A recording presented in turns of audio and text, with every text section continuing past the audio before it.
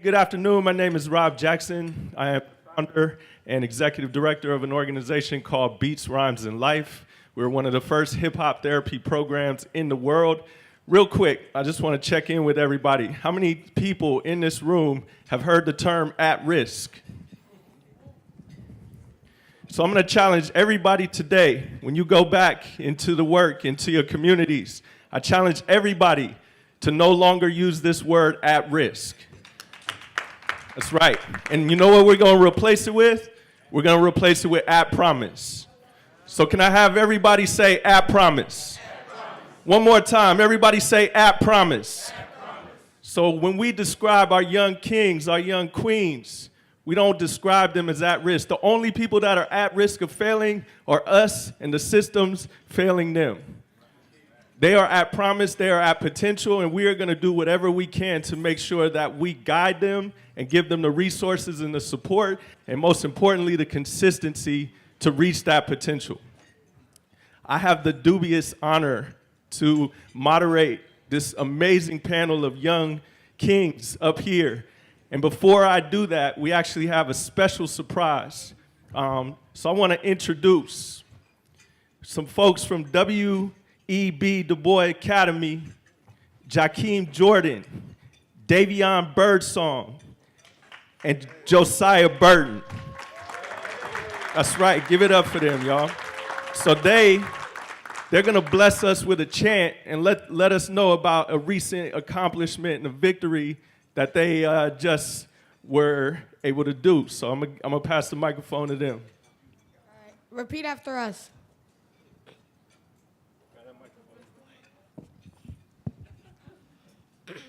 I was born to achieve greatness. I will not be defined by my mistakes, but my willingness to accept correction, to learn and grow.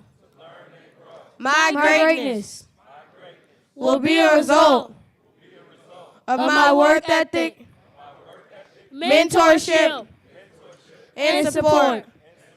I will achieve all my goals. I will achieve all of my goals. I will be accountable for my action and responsible to positively impact my community. I was born to achieve greatness. And I will determine the king. The king. The king. The king. I will become.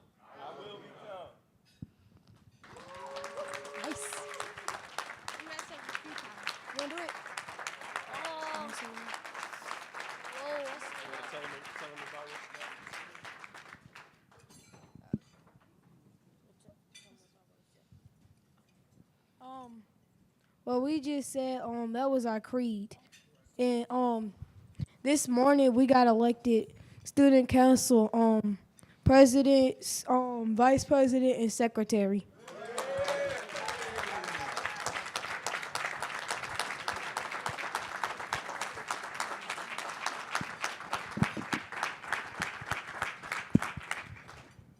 And a few things we do in student council is like help around the school, be role models, like follow our school principals, like help others if they need help. And today, our vice principal, back there, Miss Fraser Goldley.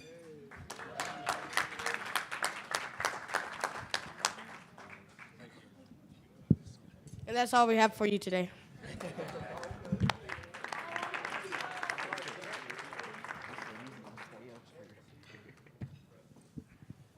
All right, so we're going to go ahead and get the youth panel started. As I said, I am incredibly excited to be here because I've been looking forward to this the whole entire time. Each panel has been inspiring. Each workshop has been inspiring.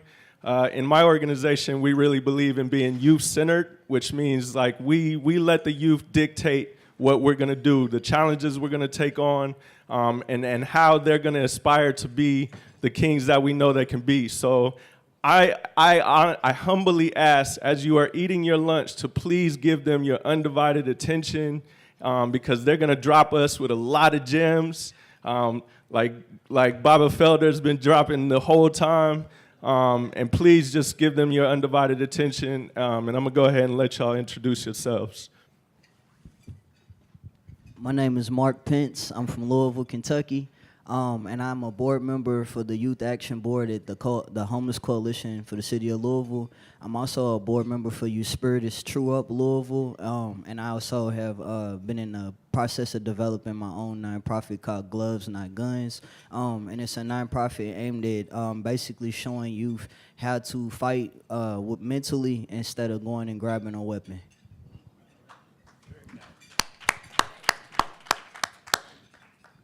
My name is Zachary Smith. I go by Zach Smith, though. I'm a freshman at Wayne State University in Detroit, Michigan.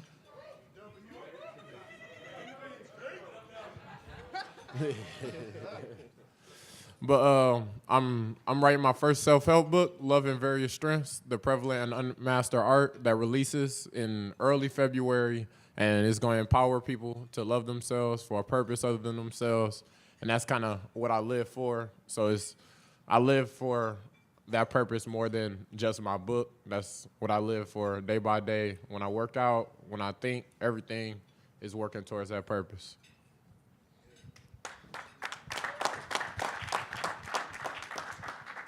I'm Donovan Hemphill from Milwaukee,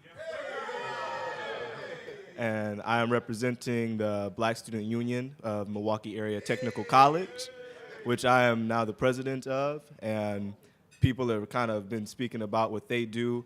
I am a TV production student, but over the summer I even worked on a feature film, and I'm in the process of writing my own feature film, started my own company, which is designing clothes and producing music as well as video.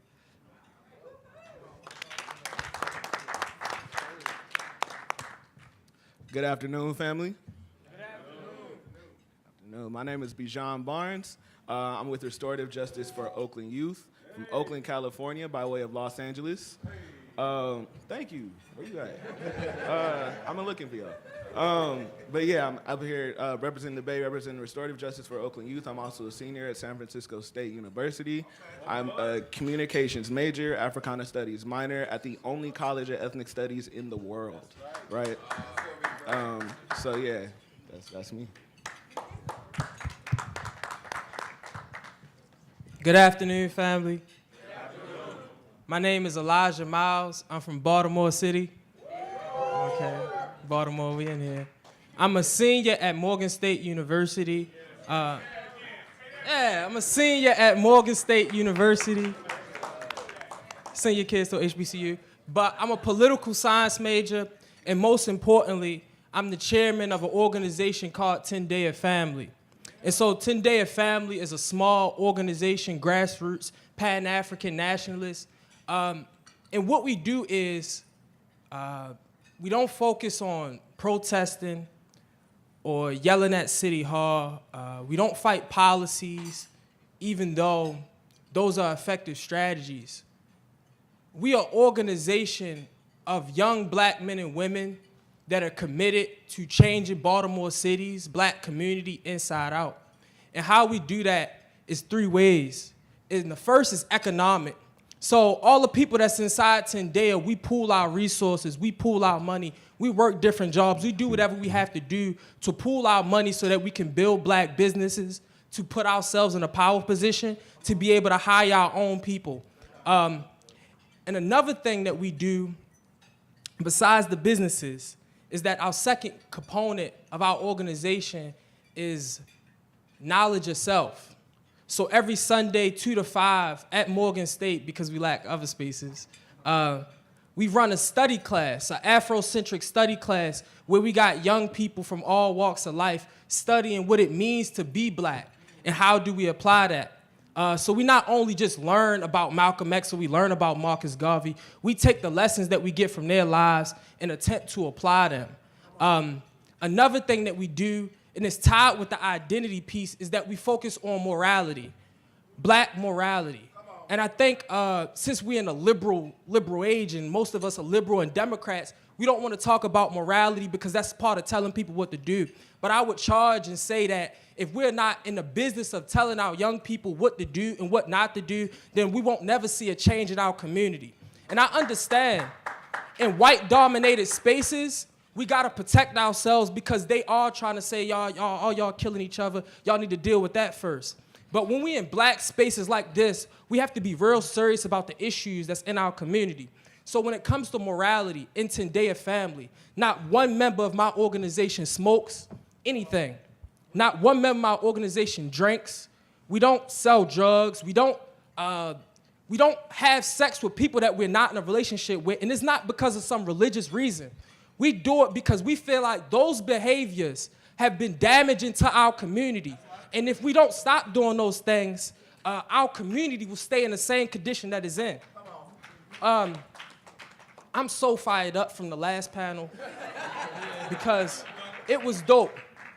And so when it comes to the funding aspect, and I'm gonna end it after this. When it comes to the funding aspect, we're a nationalist organization that's not against taking funds from the city, that's not against grants and all that type of thing, because there are some organizations like that in the city.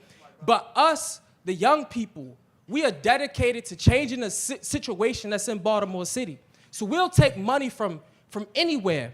So if our organization is something that can be funded, it's something that you can fit and find people and connect me with some people that will help us get some funding, then that would be dope. But one thing I will not do for funding, we won't compromise the mission of Tendea, because it's people that's rolling with me that have dedicated their lives to this mission. And they expecting Elijah, me, to hold them down and get us to where I promised them we will go. So I won't bend over backwards for funding. We can use coded language. We can get the funding, but I won't say that we're not going to do Afrocentric education on Sundays, but we got to make it all deracialized. I won't deracialize the organization because it's too many universal solutions to black problems. And we find that in this day and age when it's with mostly, you talk about the Me Too movement and all that stuff is dope, but everything is so deracialized. It's always everybody. But the black problem is a specific and unique problem. And so when it comes to my organization, yeah, we build the businesses.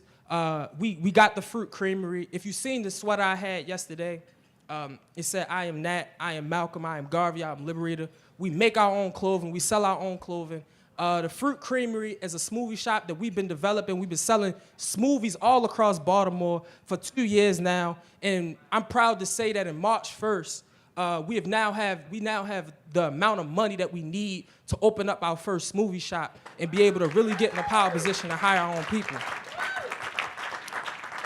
And just real quick, lastly, some miscellaneous things that we do. Every Monday, 8 to 10, we run a community workout. So when we was talking about health, we apply that. All of the members in the organization, even though it's not protocol, all of us are vegan. But every Monday, 8 to 10, we run a community workout. We invite the community. We know some people at Planet Fitness. We get people in there, and we work it out. Every Saturday, 9 to 11 in the morning, every Saturday, 9 to 11 in the morning, every Saturday on a Saturday, we do a community cleanup in Baltimore City. We've been on North and Greenmount for like the last month and a half. And caveat real quick, just a side note, when it comes to people in Baltimore City, all I can do is speak for my city. It's not, and this is what the issue that young people sometimes have with older people is that they know, this is our state's attorney, people have posted our flyers for our community cleanup and we get no funds for it. We put our own money up as young people to make it happen. But 9 to 11 every Saturday.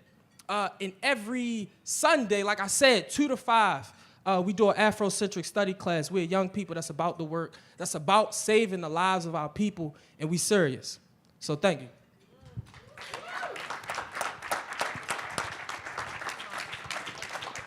So I know the food is great, but you know there's some food being served up here on this panel for sure, y'all. So I'm going to jump right into the questions. We got 7 questions for y'all. Yeah, yes, sir. Please. Just really quickly, just in the spirit of being authentic, can we be authentic here today? So a couple of the fellas, as we were up here, we were sitting here and we were kind of acknowledging ways in which youth voice is not centered in space a lot of times. And to keep it 100%, it may have been conscious, it may have been unconscious, but we're going to take the opportunity to not call people out, but call folks in. Where we kind of took a little bit of issue of when this youth panel was placed, being during lunch, being during surveys, or being filled out, where folks could potentially be distracted, right? So I want to be real and authentic in the space when I let you all know that there are ways in which we still marginalize youth voice, even in safe spaces, right? And so we want to be able to call folks in to be conscious of moving forward, right? So I just wanted to shout that out. I don't believe in sugarcoating, I believe in calling it in, right? So we're going to call in, we're going to do better, we're going to be better. Matt, appreciate that, brother, for sure. And we want to know what are the greatest impacts on your development and your achievements as you are in your journey to success. And if you could shout out some of the roles of the black men or men of color that have played a part in that journey, we'd love to hear from that.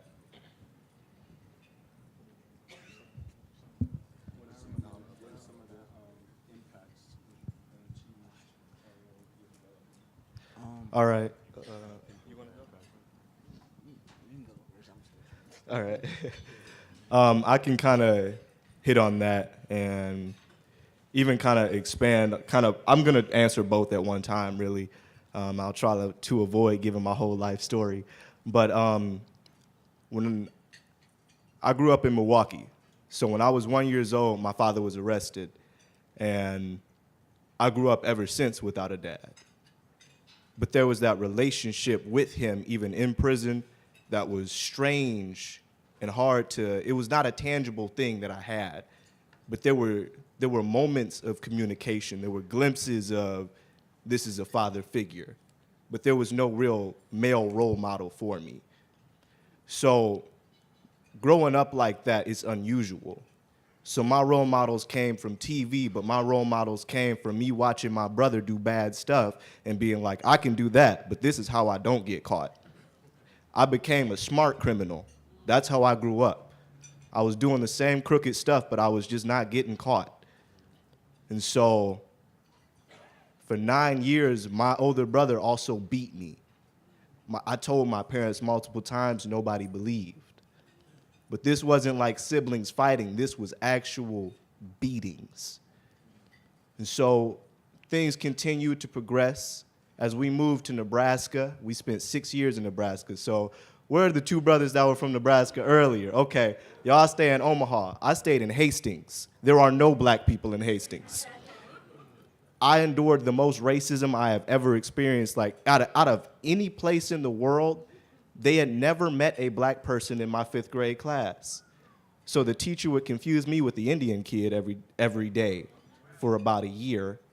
They assume naturally that he's black, he's good at sports, he likes sports. I quit playing basketball because of that reason, and I haven't played basketball in years because of that reason. And then on top of that, there's the black hair. There was such an issue with black hair. People was constantly touching my hair, but it was so strange that they modeled my life off of Everybody Hates Chris. They were like, your life is exactly like his. I don't have a dad. That's not true. My life wasn't like his. But the one thing that was consistent during all this time was my mom. Black women, let's be for real, black women held it down. When nobody else was there, black women held it down. And my mom was the biggest role model that I had, but my mom couldn't be everything because she had to provide for us as well. So there was still like that lacking understanding of what it is to be an adult, what it is to be a man, and what it is to be respectful in the same sense. So even as I progressed into my middle school and my high school years, I started realizing they expect me to be these things that they believe that a black person is. So I'm gonna do the exact opposite. I joined the debate team because I wanted to be a lawyer. I liked arguing with them, so I was gonna prove them wrong. I became the first black person on the debate team, and I took us to nationals 3 times in 2 years. Unexplainable, but I did it. And so it was for two different forms of debate, one of which I had never even done except for the week before that, and I took fourth my very first time doing it. And then I took us again the year after that. And then I became the first black president of that debate team. I joined the theater. I became the first freshman to get a lead in the school play. Then I joined the choir at the same time. I became the first freshman to get into the madrigal. There was about 100 kids in that school. There were more than 100 kids in that school. There were about 100 kids in choir trying to get into the best choir we had at our school. There were 3 levels. I got into that off my first audition because they understood there's no minorities doing this. And there were about 3 light-skinned kids at the high school, and those light-skinned kids are black. But they had to prove that they were black to these white people because white people just assume you're not black. And even as I got into high school, they called me the whitest black guy.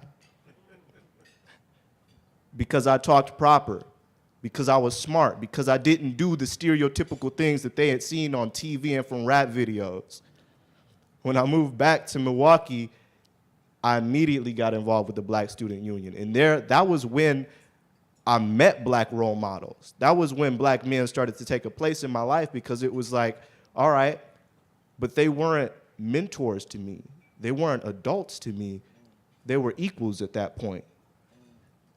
And it became disappointing, but at the same time, it was like these became my brothers in a sense. That I had to be 30 years older than what I was at such a young age just to combat all of the stereotypes and racism that I had. So hearing a question like that about the role of black males, like, we need to step up more. And that's why I work with the YMCA. I do before and after school programming with the YMCA. There, I can help the kids inside of the schools get their homework done because their parents don't help them with their homework. We got first graders that can't read. How do you expect them to do their own homework? Like, I have to sit there and teach these kids to read. I got to teach kids in 3rd grade their ABCs, how to write that. It's disheartening, but at the same time, it's like they look to me for structure. They look to me for this understanding, and I have to provide that with them and nurture them. But at the same time, that's not my job. And I want to be there for them, but there needs to be other members of our community that stand up in that same way.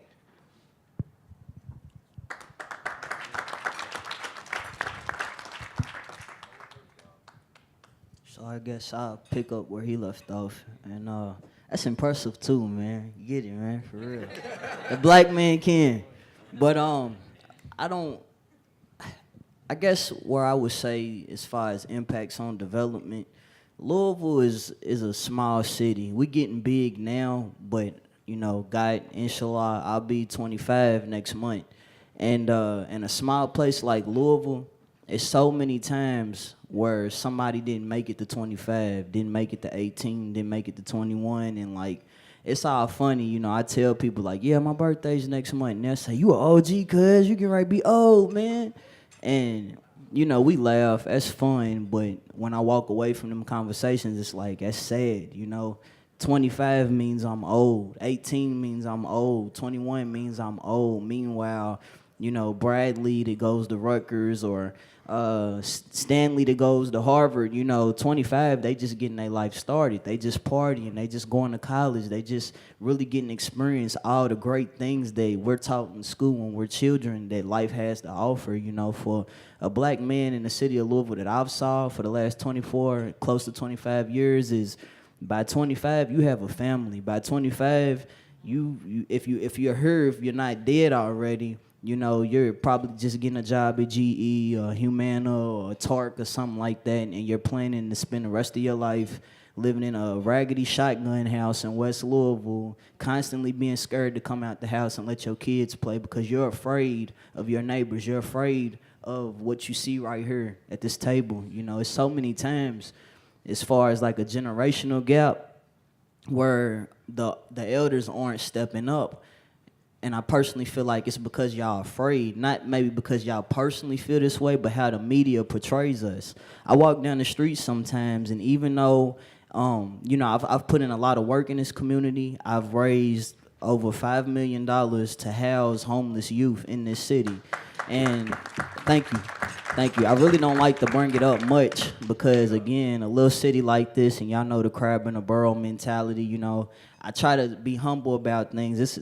My name on my shirt is probably about as flamboyant as I get because I really try to play down everything I do because I don't want to get hated on. Or I don't want to feel like, you know, if I'm popular or if a lot of people in this community like me and see the work that I'm doing, that somebody else will be jealous and try to take my life, because that's the reality of the life that I live in Louisville, Kentucky.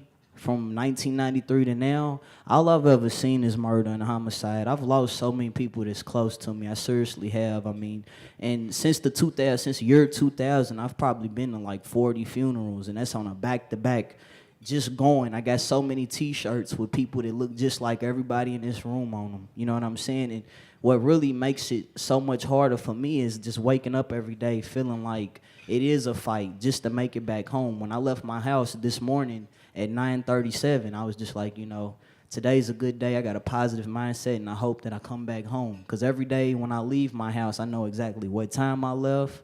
I know exactly whether my TV or my lights and all of that was on, because I'm making personal notes of this, because I'm really, in all honesty, even sitting here at this table, even knowing that I've done so much in this community, because of where I come from and the life I've had to live my whole life, there's a lot of days I'm not certain that I'm going to make it back home, because that's the reality. I've lost cousins every summer, and it's happening all the time. I'm always hugging somebody's mamas, and I'm sorry for your loss. I'm always, hey, man, rest in peace this person. And it gets to the point, because of how pitted against each other the black communities are here in Louisville, that you can't even really just say rest in peace to somebody, because that could get you killed. That could put you in a situation because of all the neighborhood beef and the Crip and the blood this and he's with this group and this gang, and it's ridiculous because Louisville's not even that big to have Crip and blood problems. You know, it's like, this is a small community. And if my generation knew what y'all's generation, the elders of Louisville knew, that at a point in time, West Louisville was the Harlem of the South. West Louisville was a place where the dollar stayed in the black community for 30 days before it left the community.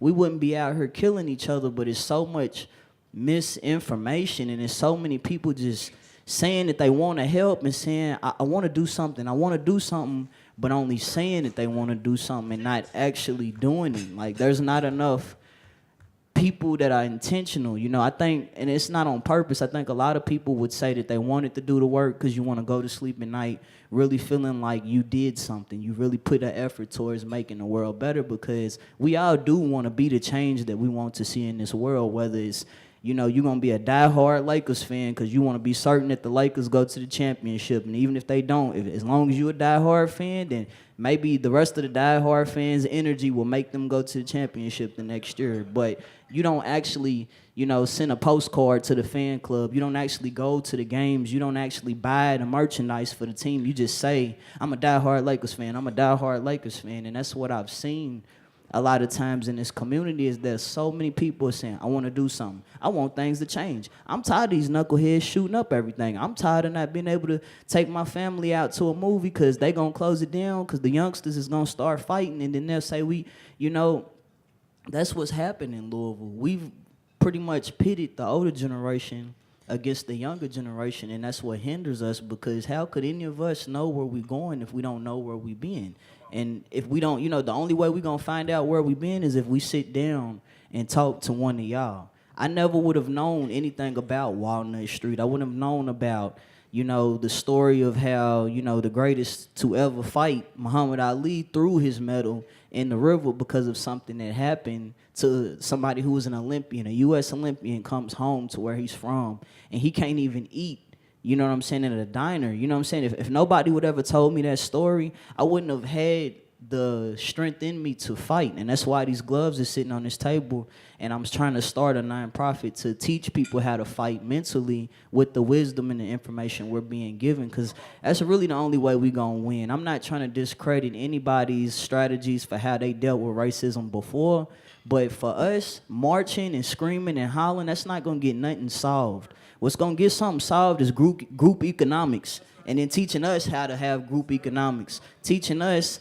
You know, all right, y'all like shoes, Jordans is nice, but invest in NKE. So every time you buy a pair, you get that money back. Y'all like playing Call of Duty, y'all like playing Grand Theft Auto, invest in a company that distributes the game. So when you buy the game, you make that money back. And then go buy a house. Don't just rent the house. Don't just Instagram, hey, we got a house, but make sure your name's on that deed. You know what I'm saying? And that's really, I guess, because I don't want to go on and on. I know everybody else want a chance to talk about that, but that's what having a strong black male figure in your life that's going to tell you something can do, because all I ever saw was dope dealers. That's all I ever saw. I thought that was cool. You know, they got on the Jordans, and I love shoes. I'm a sneakerhead, and, you know, nobody really wants to work at McDonald's, in all honesty. You don't want to deal with customers and rude attitude. So, you know, naturally, if you know that there's a way to get all the new shoes and all the new clothes without having to deal with somebody arguing with you and coming home smelling like fry grease and riding a bus, you gon' take the easier way. But they're not gonna tell you that the easier way comes with looking over your shoulder, comes with possibly laying under a white sheet and then no life insurance policy. So now your granny is getting ready to be having to get 2 more jobs, your mama's gonna lose her house, and everybody's gonna be broke, and your kids ain't gonna have nothing because you didn't save, because you wanted to take the easy way out. And so, you know, going back to seeing a positive, strong black male figure, all of the men in this room with the suits, the dress suits that are affiliated with these companies that help this community and make us better, that's what I needed to see. And it didn't take, you know, somebody really investing a whole lot of time just shaking my hand and saying, hi, I'm so-and-so from such and such. That's all I needed, because it took in my mind and made an image in me that was other than a basketball player, other than a drug dealer, other than the CD man in front of the hair store selling CDs and DVDs. Like, being around everybody in this room gives me that hope and gives me that motivation to know that there's a whole nother side of black that exists beyond, you know, Rockaware and do-rags and fried chicken. You know, there's sophistication. I don't even know if sophistication is a word, but there's sophisticated people in here that prove to me that anything I've ever saw on BT or MTV or World Star, the Shade Room on Instagram, all of that means nothing, because this is what black is. There's so many ways to be black. Black is versatile. Black is not one way. Black is not one type of genre of music. Like, you got a table full of young black men that all represent a different type of black, and we are basically taking over the world one day at a time, and I'm thankful for that. So as far as the impact and development, it's really not something that takes a whole bunch of planning or sitting at a table or talking about. It's just sitting down and taking the time and being practical. A black kid don't need somebody telling them what's wrong with them and what they doing wrong. We don't need to be told that our music sucks and that we need to pull our pants up and, well, how come we smell this way and act that way? All we need is somebody to sit down and say, in my day, I used to listen to Chuck Berry. I guess he would have been like Lil Wayne or something like that. Or in my day, we used to wear zoot suits and we thought we was sharp. And I like, you know, that's what we need, because that's what, when you approach us with a, you know what I'm saying?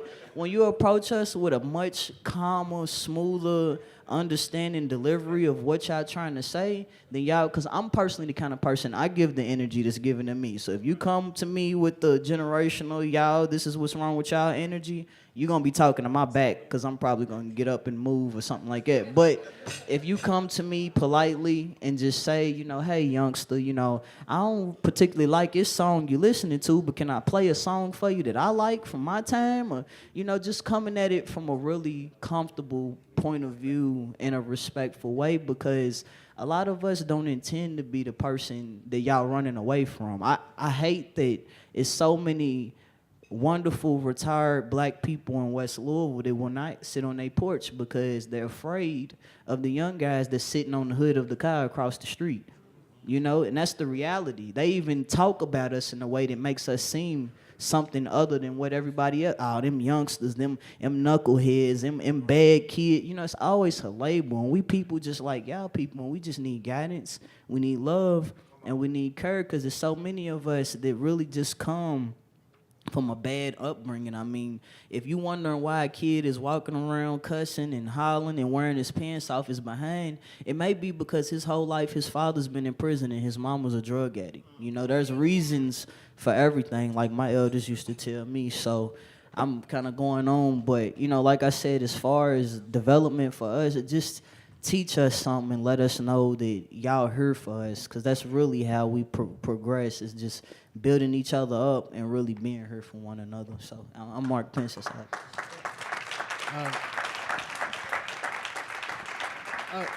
All right, so I definitely want to give y'all a situation to ask some questions of these incredible young men.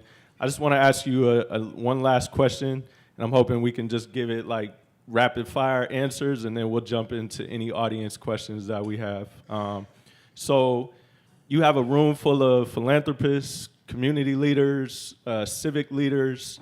What are two things that you want this convening to walk away with?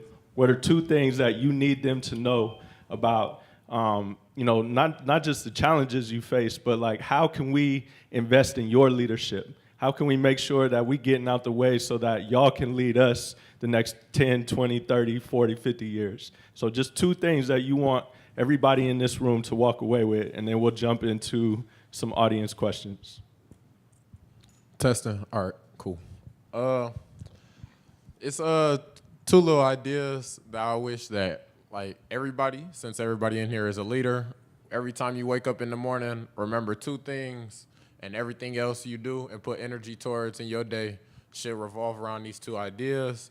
And basically, the first one is understanding what is your purpose. Like, what is your purpose under? Is it a positive purpose, a loving purpose, a purpose under the kingdom of God? Those are all the same purposes. Different religions and cultures will call it different things.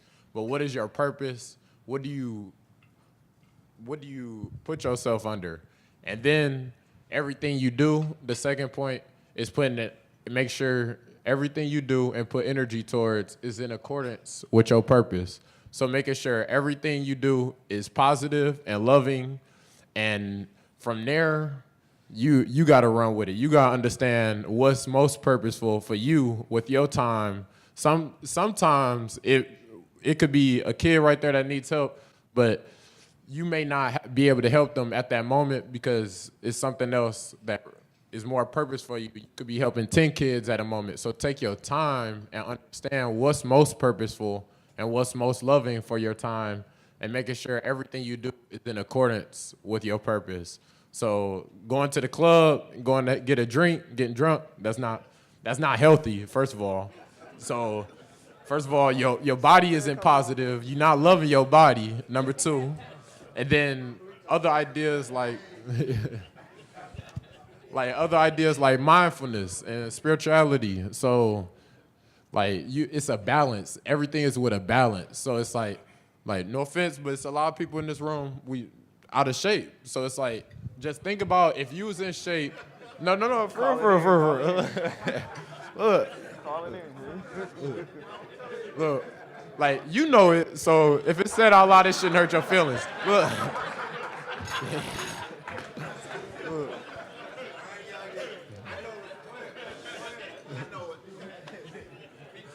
I gotta assure I have a balance to work towards my purpose. I gotta make sure I gotta go work out. I may look like I'm in shape, but it's sometimes I don't feel like running. I don't feel like going to the gym, but I do that anyways because I assure that I have a balance. I assure I go to church. I assure I'm spiritual, and I make sure I'm mindful I'm always mindful and always thinking. And if you allow yourself to get comfortable, that's when you lose sign of your health. Like I was talking to Sean about it, like, we need him to be the CEO when he's 100 years old. That's possible. Like drinking half your ounces in half your body weight in water. Like you could do it for a longer amount of time. Like everybody in here has a strong mind. That's evident and seen. That's why we all in one place and it's a national convening. So like everybody here is mindful, but be well too. Make sure you keep your body in line and your spirit in line. Of course, your spirits are somewhat in line because we all going towards the same purpose, and we should be going with 100% of our will, and that includes assuring our body is positive too. So love your body too. Get in shape. Thank you, brother. So I definitely want each one of y'all to answer. We're going to do the 45-second rapid fire, get it in, because I definitely want to make sure we have time for these people to engage with you and ask specific questions. So 2 points that you want everybody in this room to walk away with, 45-second version. You know that's cold, right? I know. And I definitely want to lift up your point earlier, brother. Like, y'all should have been on here for a 3-hour panel. You know what I'm saying? Nah, for and, sure. and I appreciate you saying that. Yeah. Nah, honestly, if we could get a webinar, that would be beautiful. That would be beautiful, right? The 2 things done. Let's do it. But 2 things I want to offer really quickly.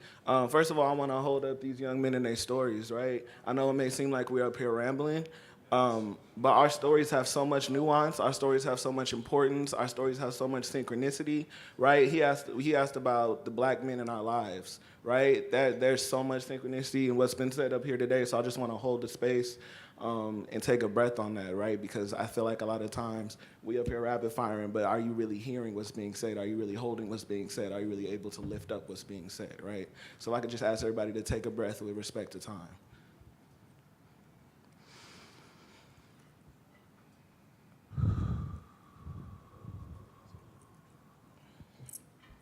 Thank you, Ashe. So 2 things I want to offer, right? The first thing that's just on my heart heavy is that we don't need your tears, we need your action, right? That's what's really on my heart. That's what I keep hearing. I don't know if the ancestors are telling me or what. I don't know if it's God. I don't know if it's all the above. But we don't need your tears, we need your action, right? And what does that look like? What I want to offer for 2 things that I want you to take away. I want you to take away what it means to have safe space for youth, right? To tell their stories and be their authentic selves, right? To have intentional spaces where folks can come and be the wholeness of who they are. I feel like a lot of times when I'm in space, intentional spaces, they cover one thing, right? They cover being a black man. But I'm much more than just a black man, right? That's a part of my identity. So that's one. I believe in intentional safe spaces and creating opportunity and listening sessions, right? We need to listen to our youth. I'm 24 years old. I'm on the later end, right? So I'm giving up my youth card in January. I'm gonna be 25. But my heart is always with the youth, right? And so what also is sitting very heavy with me is what I feel changed the trajectory of my life. At 16 years old, I was a homeless youth, right? And so when I'm thinking about black men, I appreciate what these brothers said because I was so worried. I was talking to my coworker. I was so worried, who's also one of my good friends, about the fact that I can't really think of any black men in my life who have really taken a chance to mentor me, really lifted me up, really supported me, right? I grew up in the church. When I was homeless, church members wasn't there. The black men in the church were not there, right? When I was dealing with my queerness at the intersection of my identity, the black men in my life were not there. I love my father, he's present in my life, but that's not who I aspired to be. He didn't serve me in the way that I had expected a black man to serve me in my life, right? And those things are hard to hear, but it's the truth. The first person who I feel like really saw me was a queer black woman and her white wife, right? I was in school. I'm not even in this woman's class. She was an English teacher. I'm not even in her class. And she saw me, right? She saw someone who was hurting. And I didn't even identify with my queerness at the time. Now I identify as a bisexual black man. But at the time, I wasn't even dealing with my queerness. I was dealing with the fact that I didn't have anywhere to go. I didn't have a roof over my head. My hierarchy of needs were not being met. I was just this kid with a chip on his shoulder, AP student. My homelessness didn't look like the stereotypical homeless person. I wasn't on a corner. I was in an upper middle class neighborhood in Southern California, sleeping in parks, right? Sleeping on folks' couches. She saw me. So the second thing I would ask you all to take away is to really see your youth. Listen to your youth. Create space for your youth. Because they're not always gonna, I wasn't coming to nobody saying, yo, I ain't eating.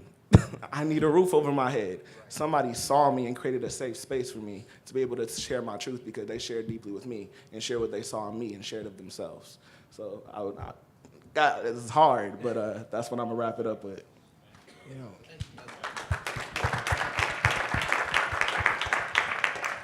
Made me giggle. Yeah, anybody seen Paid in Full?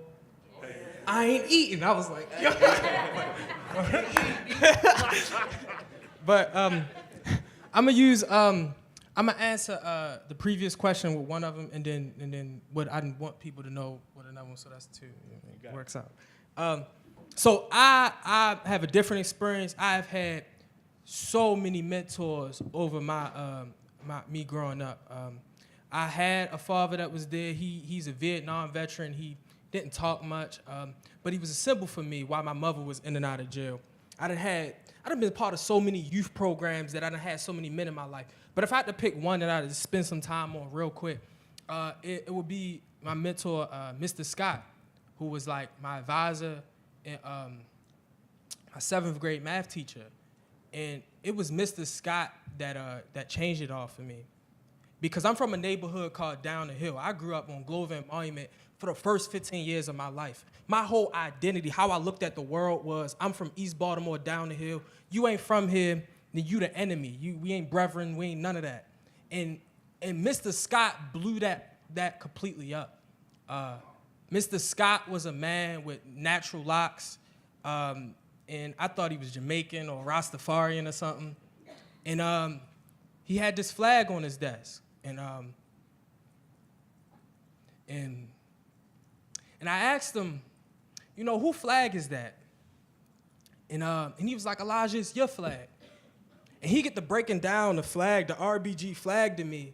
And he was like, the red is for the blood. It's for the blood of our people. And it's also for the blood that our people have to continue to shed if we're going to get any progress. He said the black is for the symbolic color of our skin because, some of us light.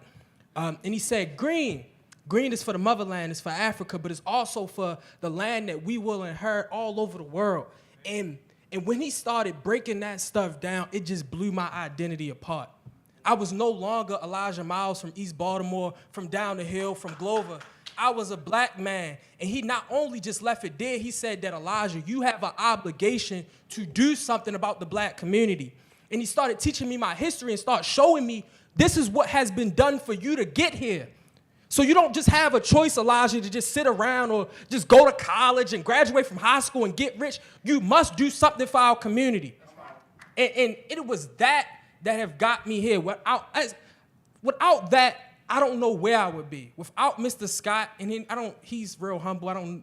He don't like even me mentioning it. But without him single-handedly in my life, I would definitely not be here today. I would definitely not be doing what I'm doing because my whole purpose in life is connected to what he taught me that day.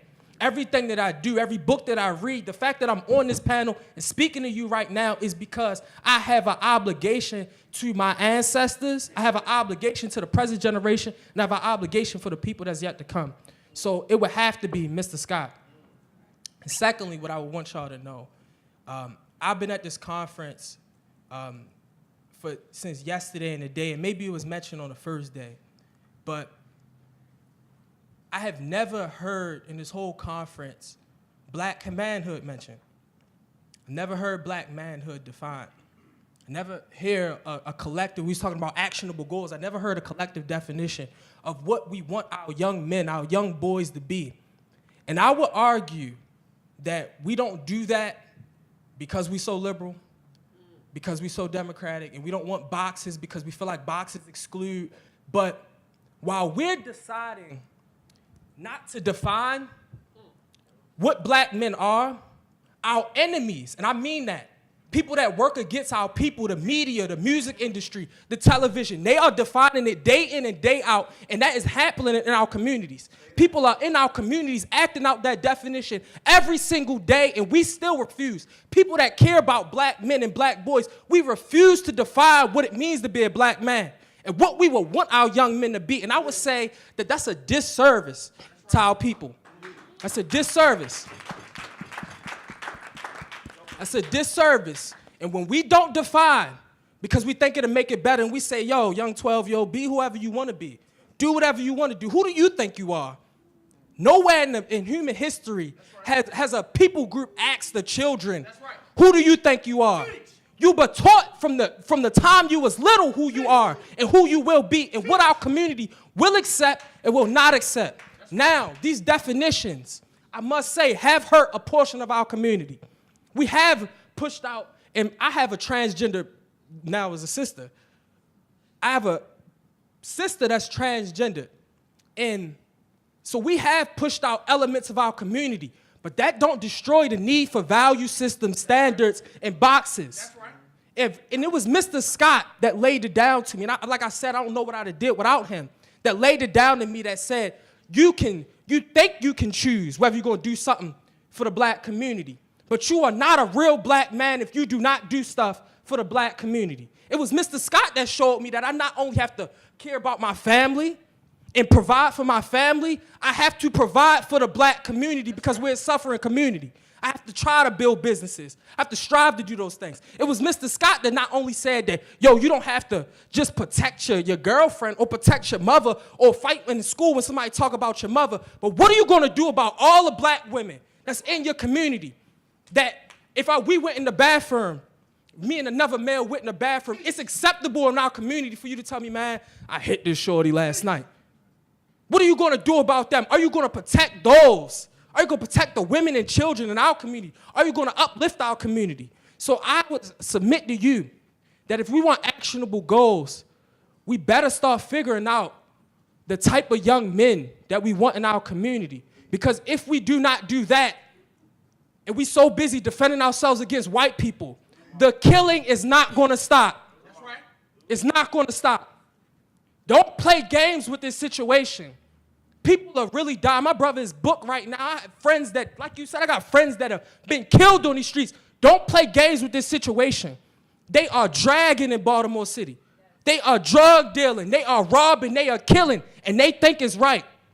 And us that could help, we say, man, you got to do what you got to do. No, we don't make excuses for that.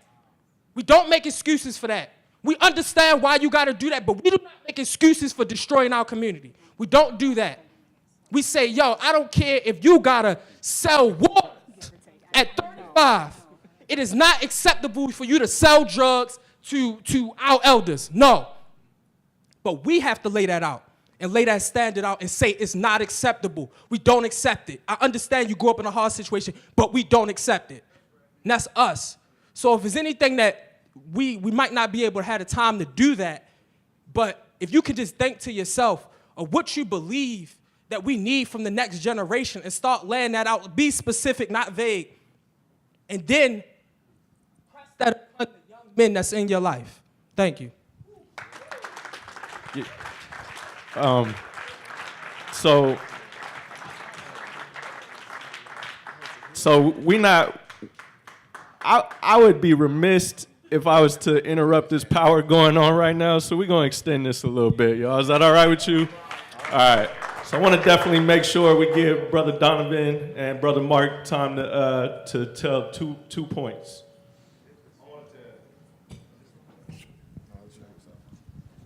Is this one on? Oh, yeah. Well, this one off. I'll just put it down. I want to go off of what he just said. And what he was getting there in a certain spot, and that spot was that there has already been a narrative written for us, and it wasn't written by us. That's right. That's the problem. We need to rewrite that narrative, because ever since, even when before I moved to Nebraska for 6 years, I lived in Milwaukee. In the final 2 years of me being here in Milwaukee, in the final 2 years of 4th and 5th grade, I went to 6 different schools.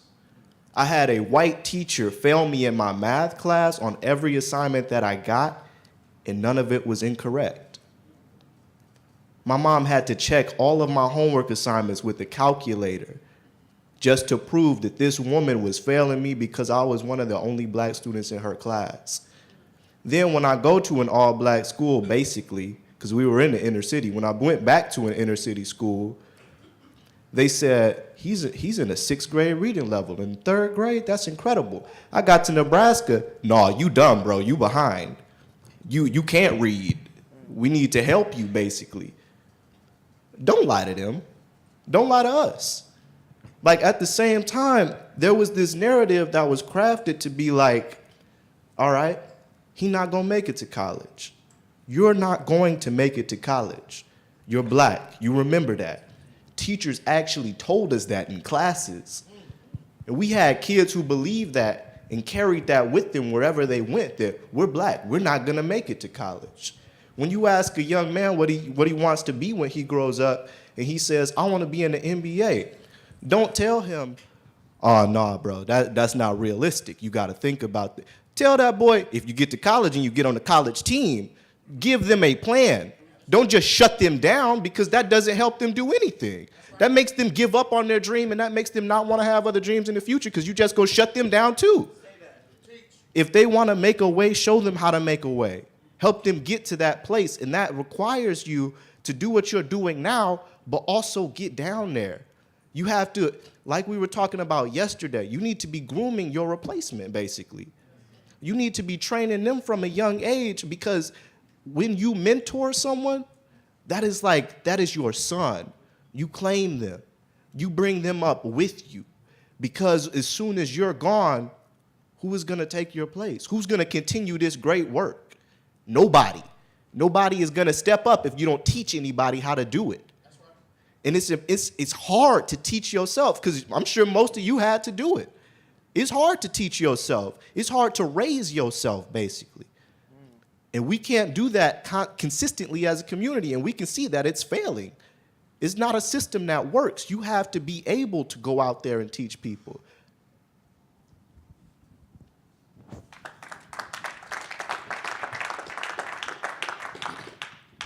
I guess the two things that I want to share that I think is important, especially now since we just had an election, the Asian people in this community, just in the community of Louisville, they didn't have a very high voter turnout.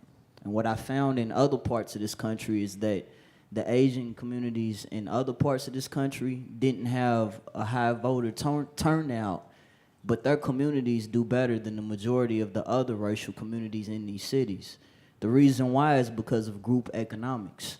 They don't hire anybody else into their communities. They don't typically buy products from anybody else, and then they take their businesses and they put them in our communities and make money off us all day, and then move to a community that's far away from our communities with the same money we just gave to them to go live in a nice, affluent area, and for their kids to go to private school and to be able to go back and forth home to China on the holiday, stuff like that. So we did, before a certain point in time in this history of this country, practice group economics. We did have grocery stores, we did have post offices, we did have movie theaters, we did have private schools that were owned by us where we taught our own kids. I'm not saying that there's anything wrong with anybody other than us in a country where we would like to say that segregation is not legal, teaching our kids, because then if we say, well, you only teach the kids of the race that you are, and then that is kind of unequal, but in all honesty, things are unequal. That's why we're out here sitting here right now, because things are unequal. So I just ask, that if there is someone in y'all's individual communities, a young man or a young sister that is trying to start up a business or trying to pursue a certain goal that's going to help them ultimately bring that success back to the community to help others, to invest in them. And not only invest in them, but like he said, don't kill their dreams. If Lil CC want to open a hair salon, don't say, well, it's too many hair salons, CC. You don't need no. Let CC open a hair salon, because CC might be the only hair salon that offers free hair care services to the homeless of the community. If Lil Devontae or Trayvon or whatever his name is, if he want to open up a shoe store or a store that just, I don't know, a barbershop that's a club in the evenings, I don't know. If he wants to do that, don't kill his dream and say, Devontae, that's ghetto. We got too many clubs. We too many times we just shoot stuff down without really giving it a thought. And a lot of times we are very closed-minded even within our own community, and that's why we're hurting, because we're closed-minded, because we're separated, because it's they went to college, but this family didn't go to college. All of them is just workers and lower class. It's separation within us. You got the black people that went to college. You got the black people that go to church. You got the black people that live in the hood. You got the black people that grew up in the hood but moved as far as they could away from the hood and don't acknowledge the hood no more because they're not that anymore. And that's what's wrong with our community. We too closed-minded. And like he said, people are dying. Like I told y'all, when I leave my house every day, I don't expect to come back. I pray and hope that I do. But I know because of the situation at hand and how hurt we are as a people, where somebody that's the same age as me that look exactly like me would kill me just because of an outfit I got on, or because the type of phone I got, or not even that, just because of where I live at and where I grew up. That's an issue, and that's real because it's happening. Just like while we've been here, it's happened, unfortunately, in Sacramento. And my thoughts and prayers are with y'all. But this is a reality that's happening every day. And not even that, but we have another demon that's attacking our young men, and that's suicide.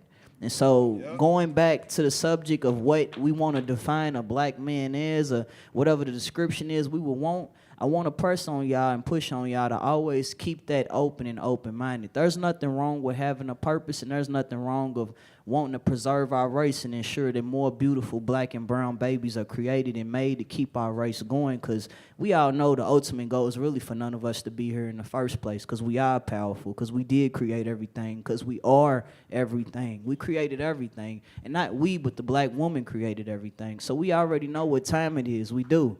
But to keep more black men from committing suicide, we got to let them know that it's okay for them to be however they are, whether you are queer or LGBT, whatever you, if you go to college and you play football, or you work at McDonald's and you're a cashier. However you are as a black man, that's fine. We just need you to know that you loved and that we care about you, because the reason why black men are committing suicide is because they feel like trash. They feel like they're not loved. They feel like nobody cares. So leaving this day today, because I know we all got to go our separate ways today, unfortunately, but when you get back to your individual communities, no matter where you at, no matter what you're going through mentally, or what you've been through in that day, or what's on your mind, if you see a young black man and he's selling CDs, or he's selling water, or even if he's selling drugs, grab that young black man and give him a hug, or a high five, dap, whatever, however you greet people, and let him know that he's loved and he's cared for, and that he's important regardless of how he is, what he is, how he live his life, what he's going through, whatever personal goals he has as far as success goes. Just let him know that he's loved and cared for, because so many black men are dying right now because they're not loved and cared for. They don't feel loved and cared for. So just pushing that along, just make sure that every black child or black youth you come into contact with, letting them know where we come from and how magnificent and wonderful we are having this black skin, but that they also loved and cared for.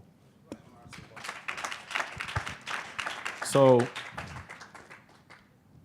Mark, Brother Mark, Zachary, Donovan, Bajan, Elijah, please give it up one more time for them, y'all.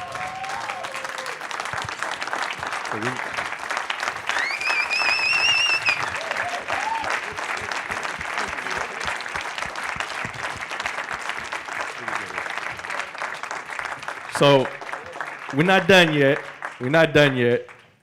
But I mean, they needed their proper due, right?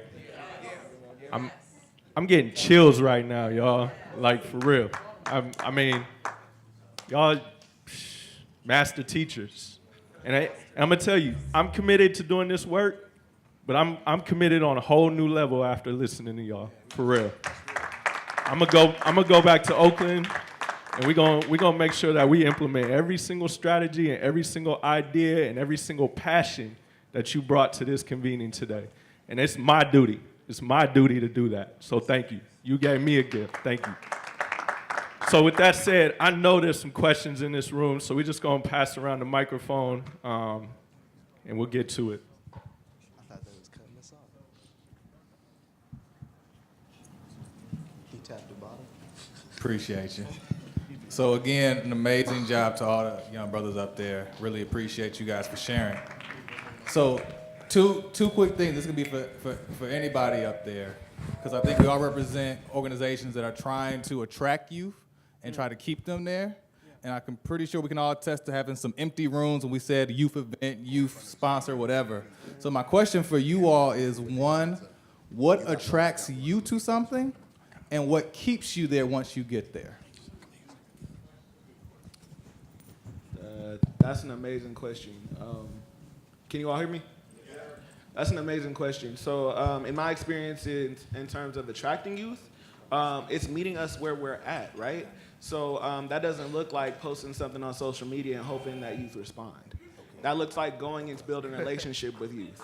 That looks like going to their schools. That looks like building relationships with their teachers. That looks like building relationships with churches. Looks like building a relationship in spaces that make you feel uncomfortable where youth are, right? Going to gangs and not coming to them as gangs, but coming to them as organizations, right? Shifting your perspective on where youth are and what you think youth like. Ask youth what they like.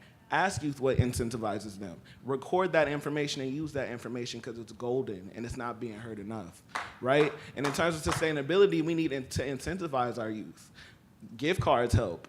Appreciations help. Acknowledgements help.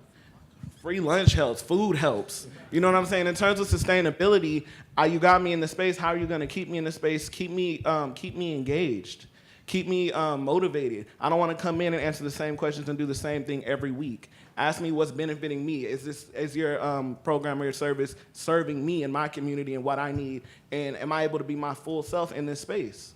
Those are the types of things that keep youth in space, right? And they're the questions that we're not asking and the assumptions that we make about youth, the assumptions that we make about what they want and what they need.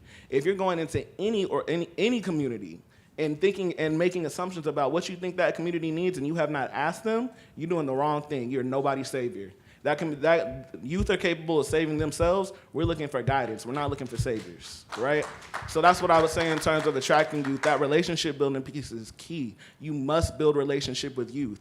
You do not trust anyone you have not built relationship with, logically, right? If I don't know you, I don't trust you. If you haven't spent time with these youth, if you don't know their name, if you don't know their story, you have no business mentoring and telling them what to do with the trajectory of their life. You do not know what benefits them. You do not know what serves them. You haven't asked. That's what I would say. Look, can I pitch in real quick? Real quick. Real quick. Yeah, go ahead. I'm going to be real quick. I swear. All right. I would just add to that, but give you a little pushback. Tendea Family, our organization, we struggle with it, but every month we spend at least $300 on promotion, and that's social media.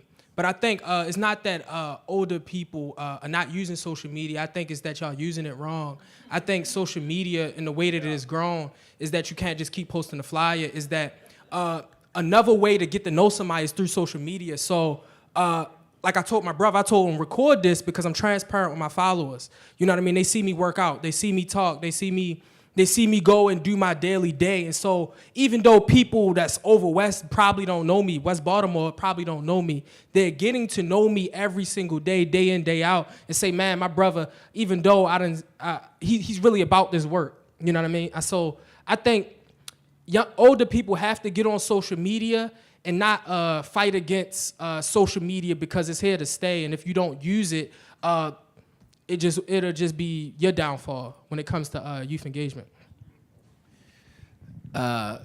Well done, brothers. Well done. I got to tell you, this is my first time to one of these events, and this is the main event.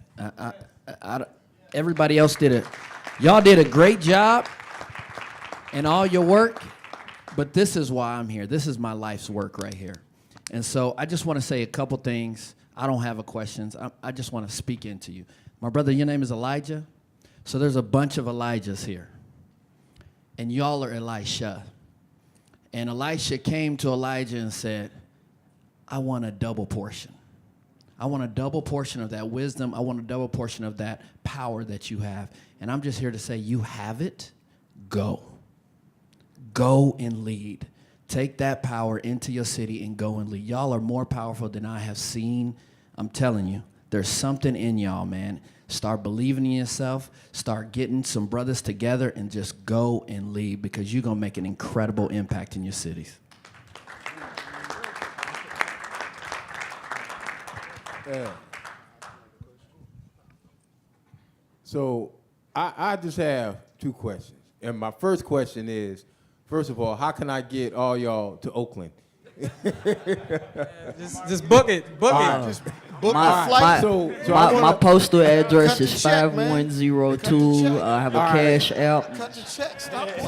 So we gonna work something out to where we can get y'all No bluff. No to bluff Oakland. now. There's no bluff. All right. We want y'all to. We're gonna find a way to get y'all to Oakland, all right, this panel. The weather is enough. I don't know. And the second question I have is, I've heard all of y'all speak, and most of you had a common link, and that was having fathers that were in prison.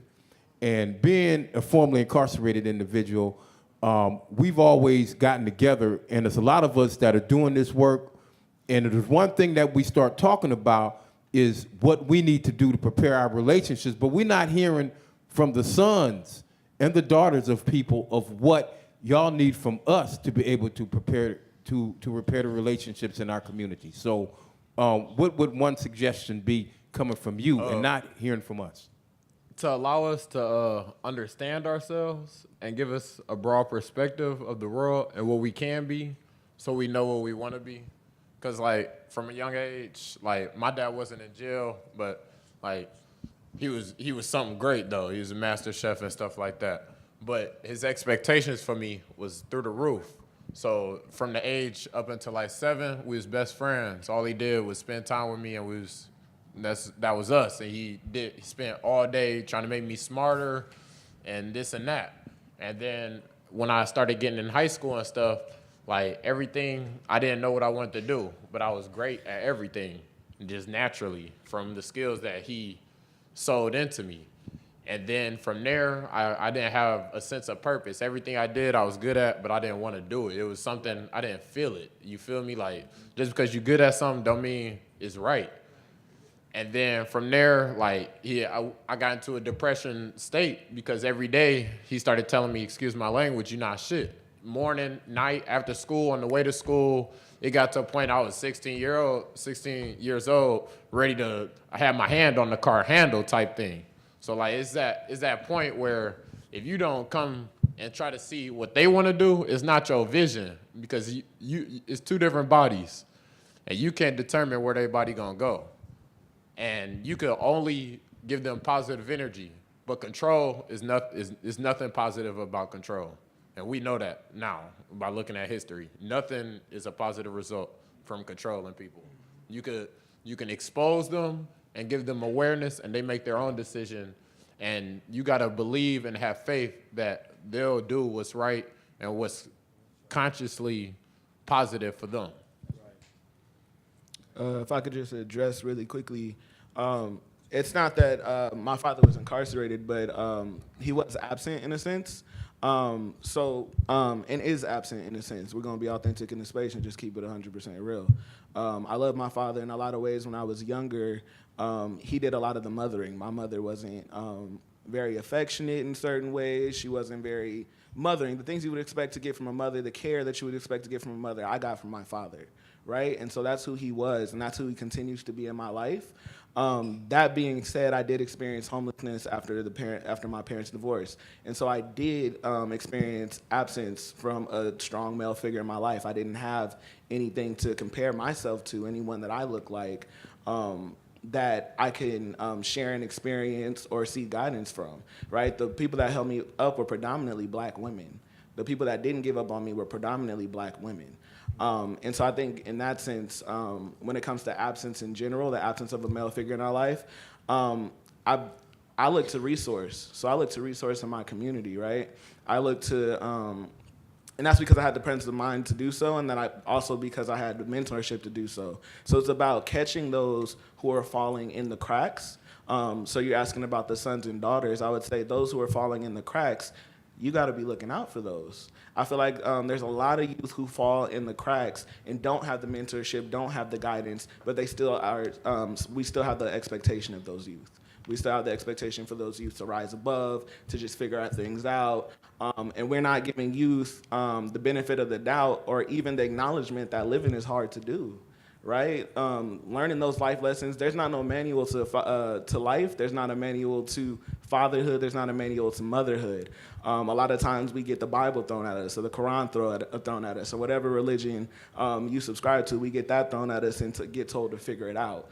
I was in space with the youth recently in a circle of support, and this youth came to the circle and he was like, yo, like, I gotta wash clothes on my own and fold every week, and I gotta get up early to catch the bus, and I'm having this, that, and third. And a part of me is like, bro, that's life. That is life. But I also have to acknowledge that he didn't have anyone to show him how to fold his clothes. He didn't have anyone to teach him how to take his stuff to the laundromat. He didn't have any examples in his life to show him what it means to get up early to take a bus, right? And these are things that we all take for granted. These are things that because we had to figure it out on our own, because we had to do it, because we had to figure it out, we now have that expectation of those that come behind us. And it's unfair and it's not right, right? So just catching those who fall through the cracks and acknowledging that living is hard to do. It's real.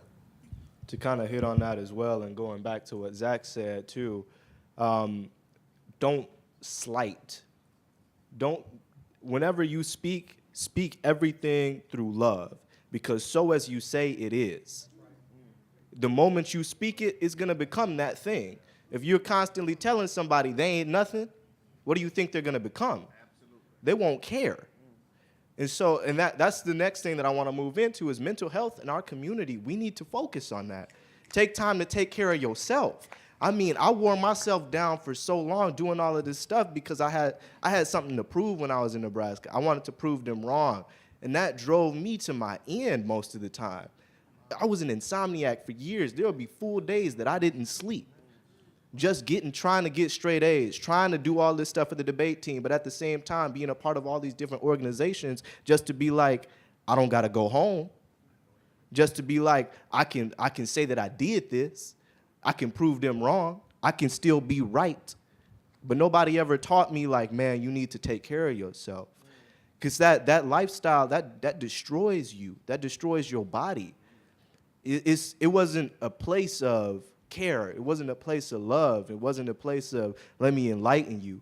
It was me being like, hey, dummy, this is what it looks like. And that's not how you want to come off to people. You don't ever want to come off from a place of anger or hatred because that drives people away. You want to draw people in, you come with respect all the time. Even if they don't treat you with respect, you can't stoop down to their level because then they'll be like, I got you, look where you at now. You need to be on your level all the time of respect. And mental health in our community, I've known so many people who have committed suicide. I can name at least 7. And my biggest role model, if I did have to choose one, would be my older cousin because he got me into film. He showed me how to work my first camera. And I had to go to Nebraska last summer to take care of him, because he had tried to kill himself several times over the years. And watching him go through that, like that was my big brother right there. That was the guy that helped me become who I was and to see my goal in my future. And because his dad consistently told him that he wasn't nothing, and the fact that I went through depression too because I was thinking I'm the only one that's like this, the words that you speak carry so much weight. And if you can't love us the way that we are, who's going to? Because we don't feel that. We feel everything that everyone says because our ears are always open. Even if we don't seem like we're listening, even if we got earbuds in, you know what that music is telling us? Do drugs, bro. Go numb, bro.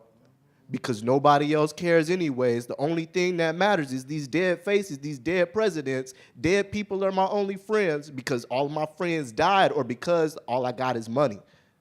And nobody's there for me, really. That's what that music is telling us. If you want to know the state of a generation, you listen to that generation's music. And don't say that that generation's music is trash. That's them expressing their soul. You hear that, and when you hear that, you know where they're at. That's all I got to say. Real quick, because I think his question didn't really get directly hit. And so just speaking on like how you repair a relationship. My mother was in and out of jail my whole life, you know what I mean, because of drugs. So I think it's a process. I think it's not just going to be fixed with one conversation, with one thing. I think, and two, I think the parent has to be ready to have that conversation because it was hard for my mother to hear how it felt her being absent. And I think sometimes giving the child a space to say, man, this is how this joint made me feel. This is how it affected me. I think that's hard to hear on both sides. And I also think on our side, which parents can't control, is that we have to grow an understanding of the situation that forced you to, you know what I mean, be incarcerated, or forced my mother to be on drugs and then end up in jail. It's like, and that's a social understanding. That's going back into my mother's childhood and going back into the parents' childhood and saying, dang, even though that joint adversely affect me, I understand how you ended up in this situation in the same way that we understand how somebody end up selling drugs, in the same way we end up understanding how somebody end up dead. But I think that's thing that you can't force, but I think it's a process, and I think if you want one takeaway, I think it's just being ready to have that conversation and coming to that conversation knowing that you've hurt another person with your decisions and saying, yo, I apologize, man. I apologize that I wasn't there. And that statement alone is enough to make that child cry. So that's what I leave with. So want to sincerely thank the young brothers. I'm going to make 3 points really quickly. I had said to Sheba that it is my hope that whenever we come together, we lead with this, because I think that this really sets the tone, and it may not be that eye-opening for some of us, but it is for many of us. That's number one, that we should always lead with hearing from young people, because I think oftentimes we don't have a lot of youth engagement in these kind of gatherings. That's the first thing. The second thing I want to say to the young brothers is that probably most of us in this room are on the same streets that y'all are on and have been through many of the same things, but I think a lot of times there's a fear of transparency because we think that we've arrived and we hide behind degrees and titles. But many of us have been where you guys are. When I was a freshman at Morgan State University, I was carrying a gun because my best friend who was at Morehouse, he was shot in front of me when I was 19. And my story is no different than many of us in this room. So I think as adults, we got to be more transparent and let these young men know that we've been there. We know what has happened to you, and we're living, breathing examples that you can get to the other side. The last thing for my brother in Baltimore, while we've met a couple of times, don't really know each other, but I'm going to make it a point to get to know you. I also want to donate $500 to your work, because I think the other thing, and we can hook up around the way, and I'll take care of that, is because talk is cheap, y'all. We got to invest in these young brothers. And as I said the other day, and some of y'all got mad, that expired milk. We got expired leadership. Some of us are in the room. We got to move some of these Negroes out the way to get these young brothers in a position to lead. Some of y'all in this room are paying people on your staff, and you know they ain't doing no damn work.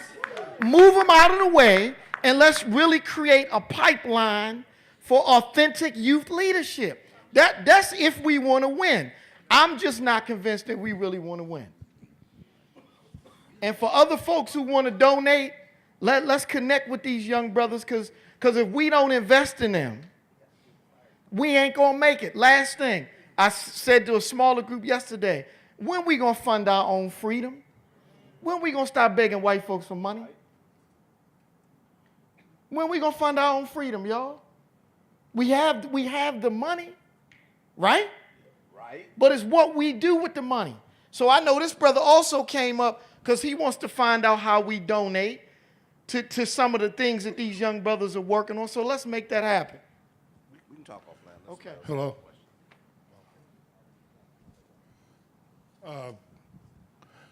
I want to thank you, brothers. I'm both honored and humbled to listen to your words. Many of us think that we're the teachers, but one of the most growing experiences is when the teacher becomes a student. And you have helped us in that experience. Many of us are also so-called leaders, but there comes a point. You know, many people run organizations and are out there doing the work, and a lot of it is about also drawing attention to them and their leadership. But you have to get to a point someday when it doesn't, really become about you, and everything becomes about preparing those who are going to replace you. And I am heartwarmed to see that we've got great young people who can replace all of us now, today. My question is actually for the CBMA team, because many of us come here, but there are people working in our organizations and cities behind us, and I need to share this with them. And I know this is being taped, and I don't know if we have the brothers' permission to be able to do that, but we need to, I got like 10 people on the ground that need to hear everything I just experienced and feel what I've felt learning from you all.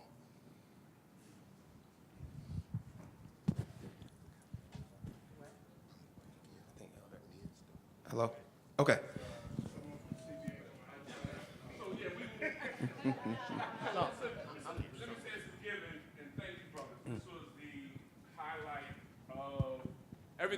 Everything was powerful. And I think, David, I agree with you, but I think this came at the right exact time, hearing from you. That's right. Everyone has signed a media waiver.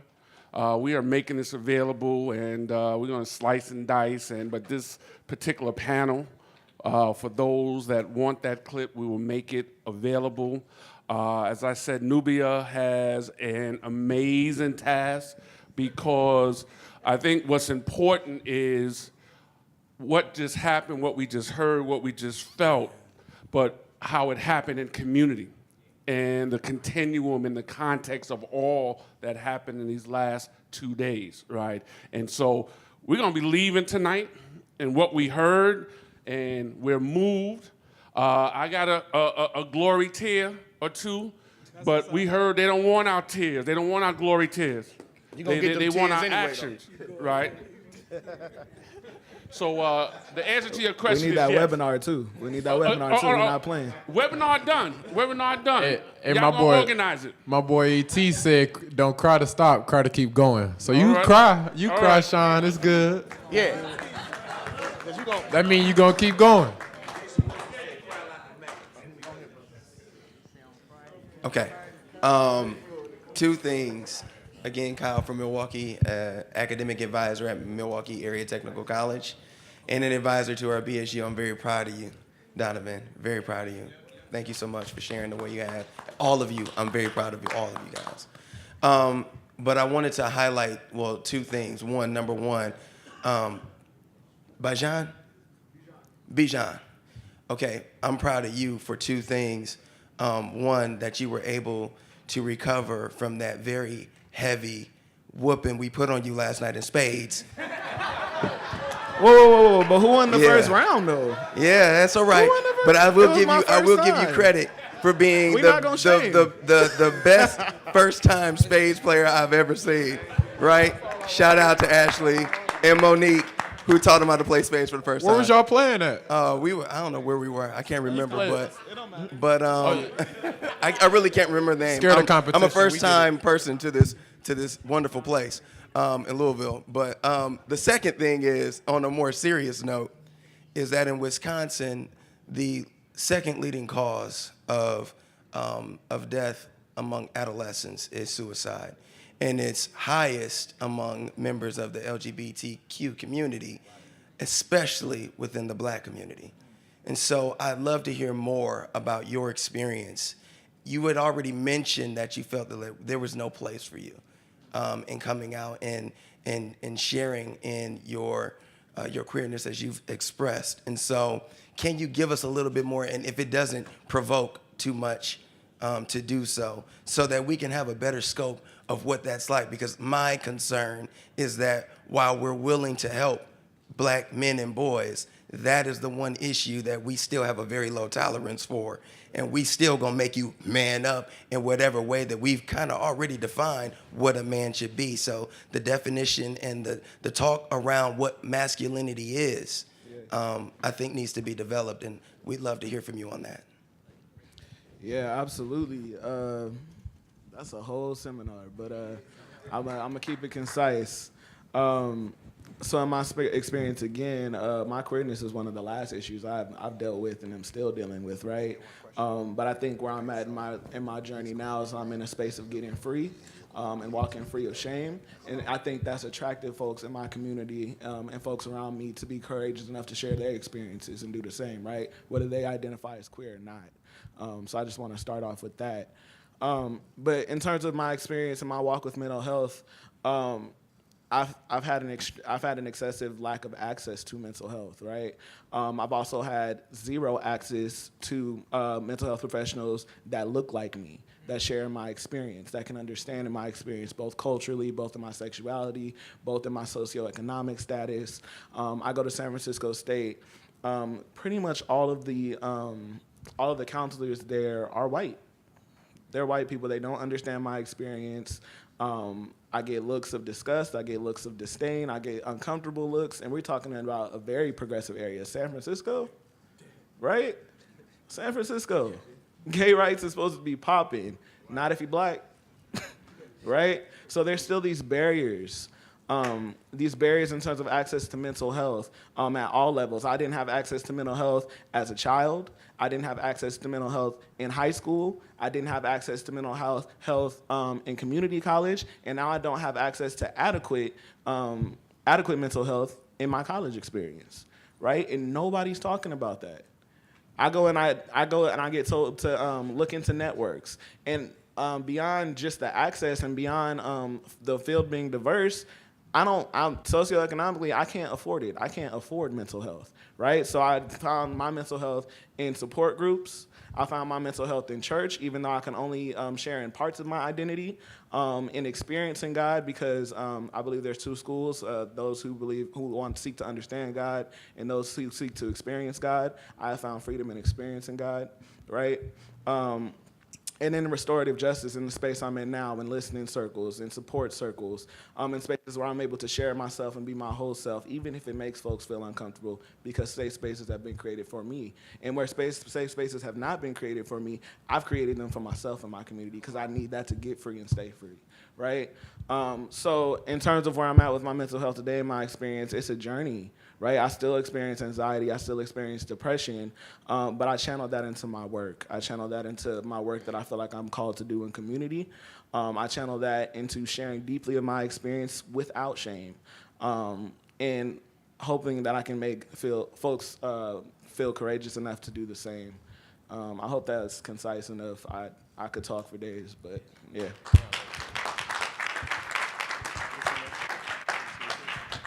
So we have time for two more questions, and I believe both of you brothers have the mic. So. Yeah, that's one. I ain't giving it to you. Write it down. Take a picture. I ain't giving it to you. Doc. Write it down. Take a picture. Yeah. So, but I will buy it for you. I'll do that. I will buy it for you. But I just want to say, brothers, I appreciate you. I appreciate you, man. And I respect you, right? And I respect you, and I'm serious about that. I will buy it for you, right? But I want you to write it down and take a picture. I think you would appreciate that just based upon your thinking. And all of you guys have very unique gifts, and you do unique work, and it's needed, man. And I appreciate you so much. Let me ask you this question. Do you feel as though that we do a good job, right, who are at tables of power and influence? Do you feel as though we do a good job at ensuring that you also have the same kind of access to those tables, right? And this is sort of the table here, because we all are at those tables, and some of us have created those tables, right? But in your individual locations, where you are in your spaces, right, outside of this space, do you feel as though we have helped you get access, right? And if not, how can we better do that?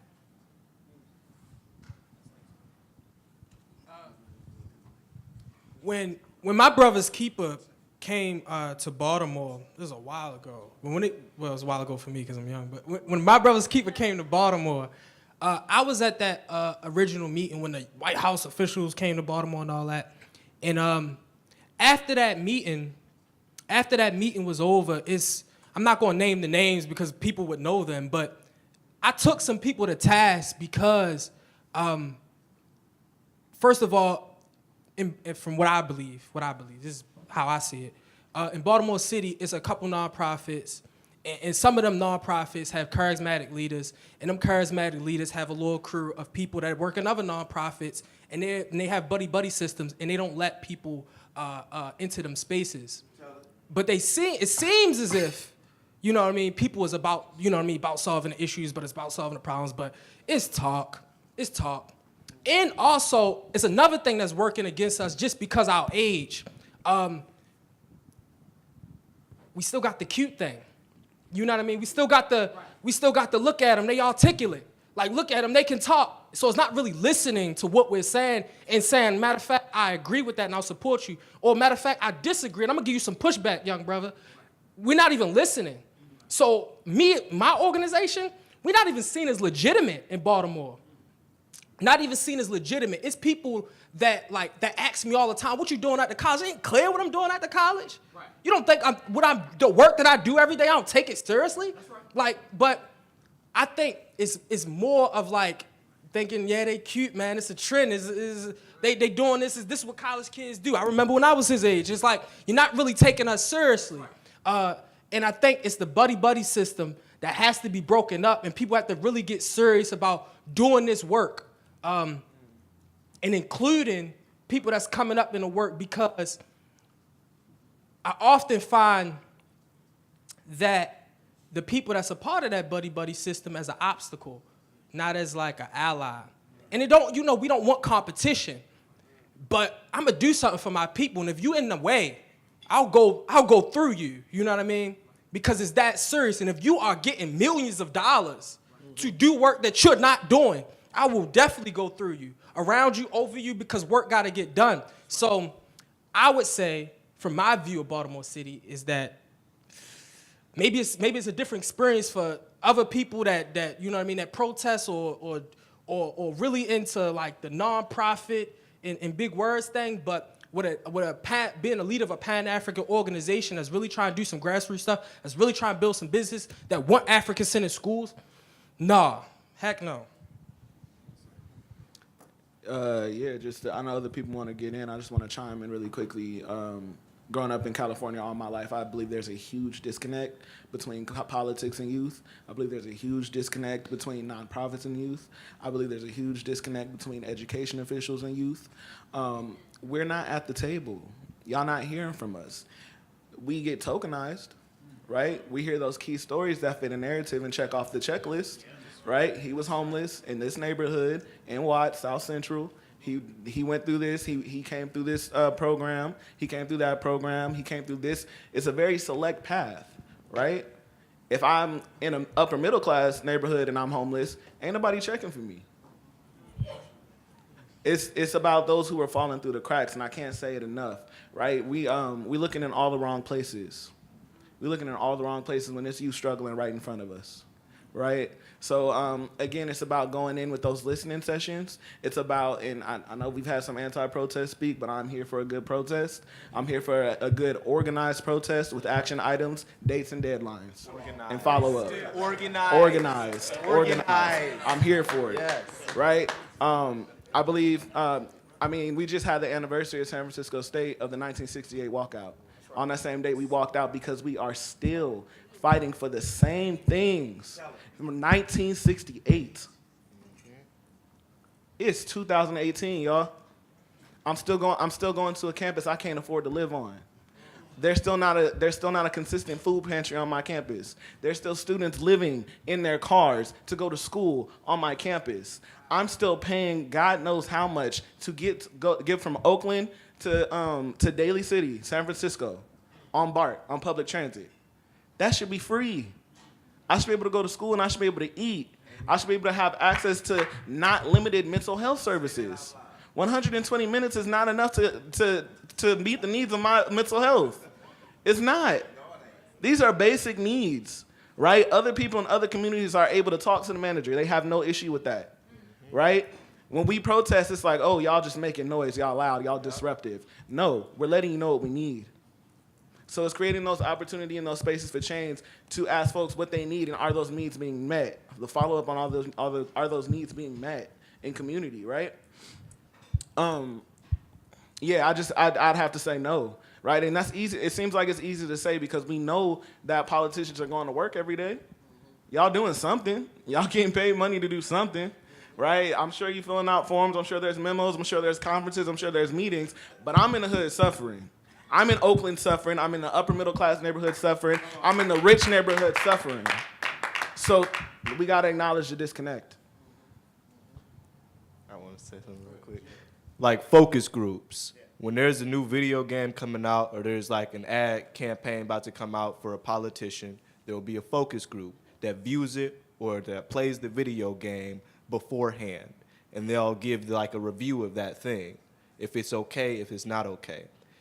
I feel like youth don't have a voice at the table because if we did, we wouldn't be in the same fight since 1968 because there constantly needs to be new ideas. If we're fighting with the same structure, nothing's ever going to change because it didn't work right then.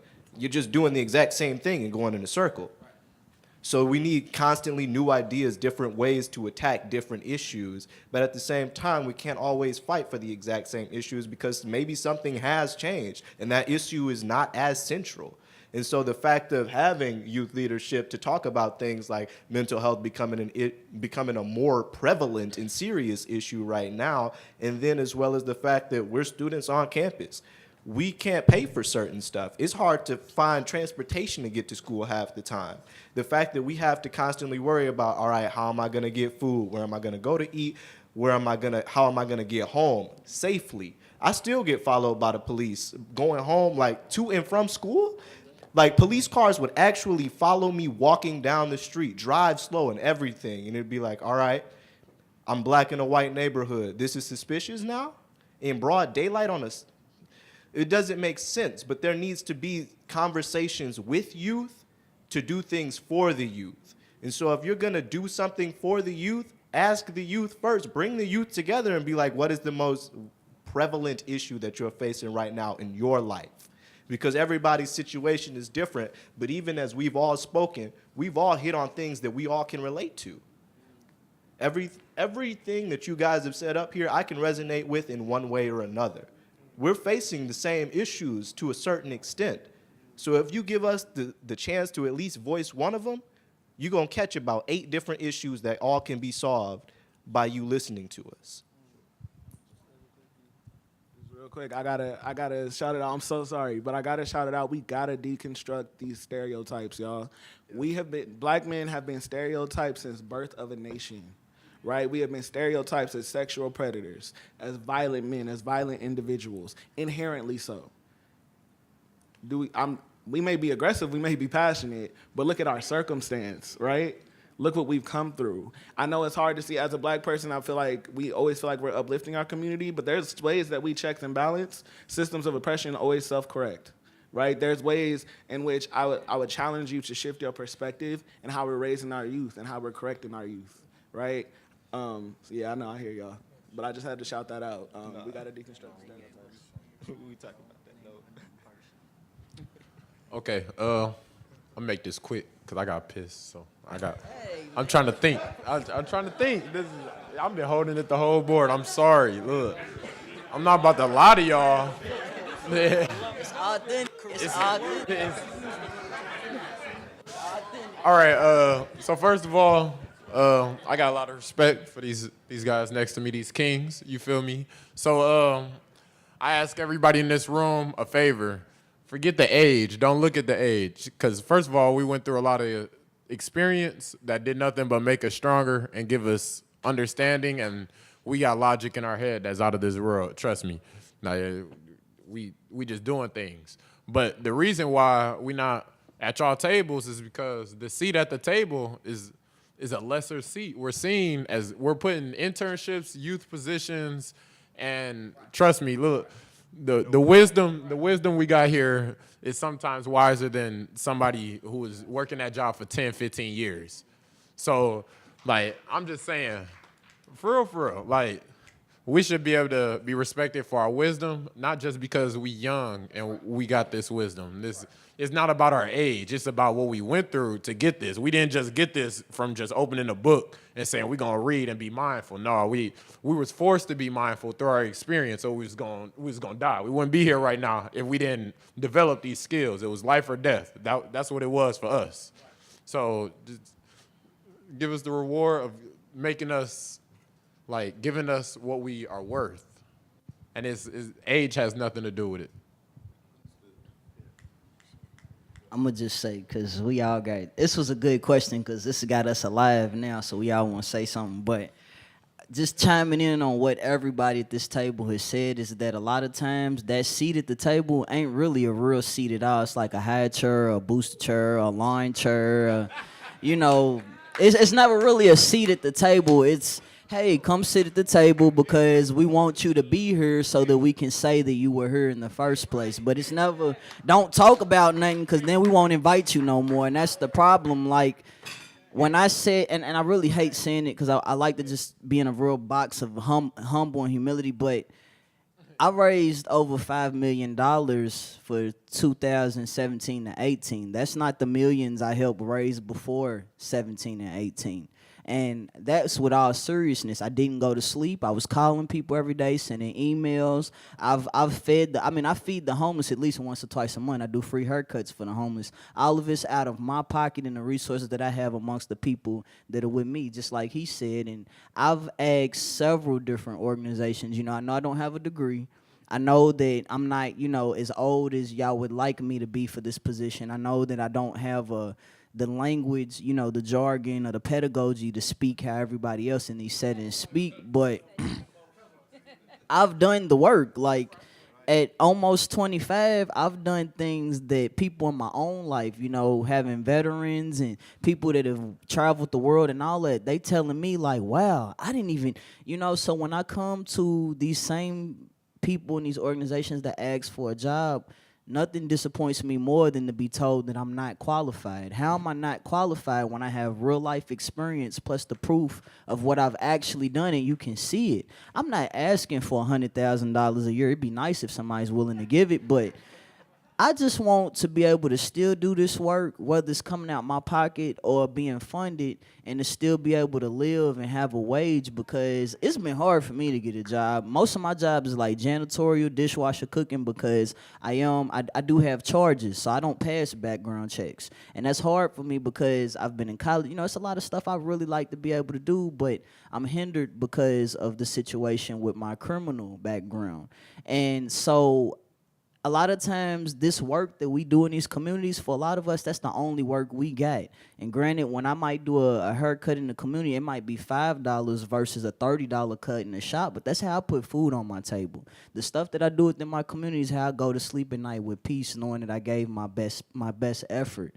So going back to what can be done as far as the youth like us, giving us an actual position in a job, not something that's just for 12 weeks or for the summer or kind of, you know, a stipend, but the stipend's only like $700 and we got car payments, utility bills, food, the new Jordans, and I'm just playing. But, you know, I throw that one out there because I like to stay fly. But in all honesty, though, you know, we want to be able to do what we want to do for our communities to help our communities, but we also want to be taken seriously because we're really actually doing the work. Like, I know I just met these brothers today, but I know that everything y'all said that y'all do, y'all really do it, because we wouldn't be at this table if y'all didn't. It's real. So as far as what y'all can do for us, the people at this table and the others that are like us at this table, is give us a job. It don't got to be $100,000 a year, like I said, but just give us a job that we can be able to secure our lifestyles and the lives we live and still do this work. But then for the youth that are falling through the cracks,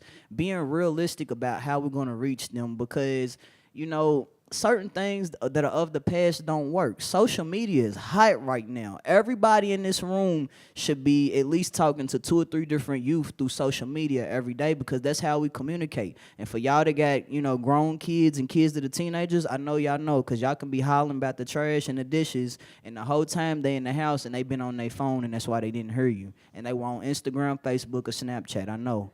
So for what y'all can do for the ones that are slipping through the cracks, it's coming through unconventional methods. Please make a Facebook, please make an Instagram, please make a YouTube, please make a Snapchat, and whatever else platform that's available on social media. Please get a DJ for events. I know this all sounds so ghetto, and I'm sorry, but this generation, we like music, and we like to party and have a good time. Y'all can still do the outreach at a structural method, but do it in a way that attracts the youth too. Like they said, food is the biggest thing. In the city of Louisville, wherever there's free food, there's youth. I promise, it never fails. And it ain't got to be nothing special. It can be pizza, it can be chicken and wedges, it can be pink lemonade. Just make sure that there's food available.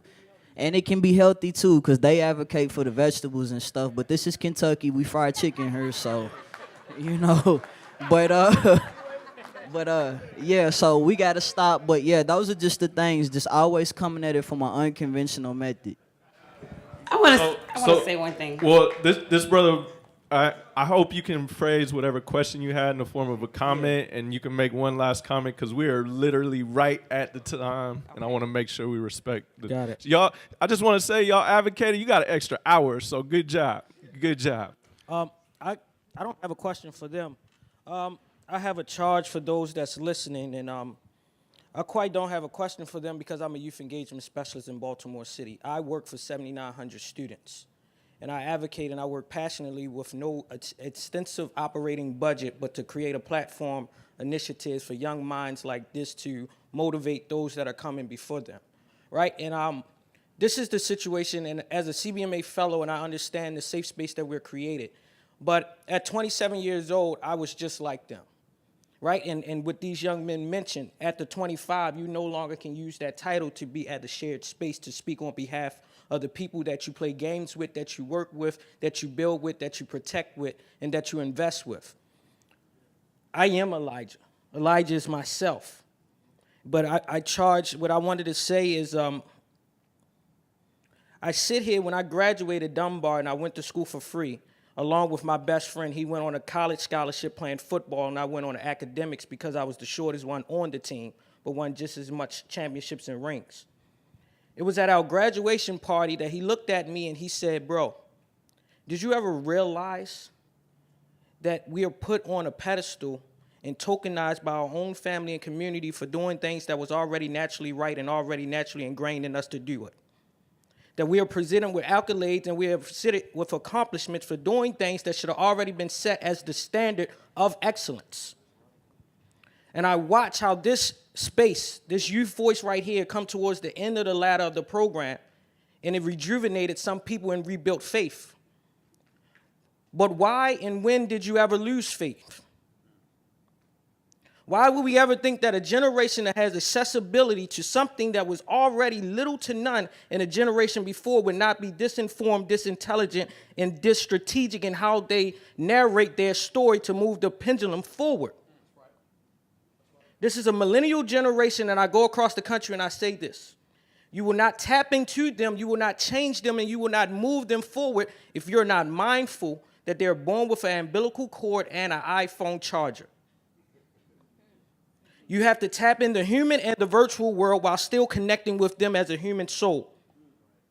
So this is why they give you youth engagement strategies, say use social media outlets and platforms. You was born where you had to study with an encyclopedia. They don't. They have Alex. They have Siri. They have one button. Don't ask the youth, do they read the newspaper? How and why should they when they already have it streaming down their timeline? So I want to leave with this. And how can we build sustainability with them? And I want to say this and be mindful of it. This young brother said 2 things that should be already taken into everyone's strategic plan and action steps as they move forward. First, see them. Make them known that they are saw, they are seen. Ubuntu, she opened with that yesterday. If I can feel as though I am being physically seen and I'm a human person, that validates my existence on this earth. The fact that this someone came up and shook this man's hand made him feel comfortable in his own safe space to give you exactly what you all needed to hear and leave with. And then being intentional about active listening. But do not listen to get to understanding that complements your own life. We might have all had similar stories, but your story is not his story. It's no star that is built the same way that is built of the same angel dust. It does not exist. Be mindful to be uncomfortable and build off of those uncommon differences. Because then you can tap onto some other young person that you may have looked past and they was asking for your help the entire time. Be mindful. This should not have struck a chord in people in a room of black male achievement. This should have been the minimum standard and expectations we had when we walked in here. And since we are the ones that are leading these spaces and we're not, that means we are falling short of that. Which is why some of us never seen these young people in our own city before. And you invest and you actually work in these communities, you're telling me you never ran across them? Build a directory and a landscape analysis starting with them because they know who can change the world right along with them. So how do you build sustainability? Invest through your own lens and your own expertise. What funding do you have? Which partners do you have? Which platform do you have? What schools do you oversee? Which curriculum have you already built? Give them that. Allow them to etch and sketch the way that they want to make it fit to the people that they need to serve. Do not only give them a job, but pay them as consultants. Pay them as the white corporation consultants that we pay every day to do professional development. They need those exact checks. Consultants don't have to go through a background check. His criminality does not change his projection.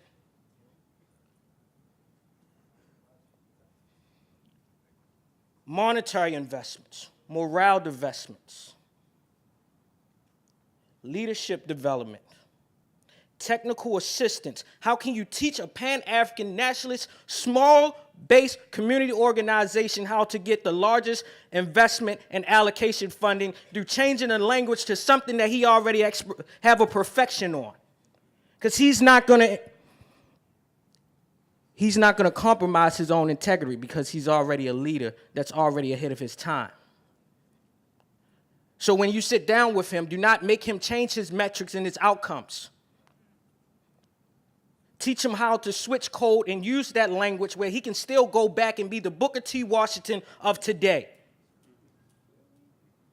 The blueprint is already set and forth. You all have read more books than they probably already gotten in. These leaders has already acted. They are nothing but a reincarnation of someone that already across this river. Build the organizational capacity. What does it look like to have a sustainable organization that is youth-led and youth-focused that operates as any other Cities United and any other large corporation? How can he go out and find the other young brother that's just as great as him, that has just as much intellectual property as him, and they build their own organization based off of what you know, because you know it's going to get and be approved by the end of your cycle, your funding cycle. That's how you do it. Invest through your own expertise. Do not force these young men to change. Rather, help pour into them and grow. See, what we like to often do, and I sit in this little calm and unique space, youth engagement is a very new field. And I'm the first one in my city to do this, and I charge myself as a catalyst. But I'm going to do it right, and I scale the work out the way that I know it's going to be built with integrity and morale. You pay these young men for their intellectual property. You do not reach back out to them and not offer them a check. Do not pair them up with a mentor, but do not try to change them. Help them grow. Teach them of self-care. Where do you go every summer?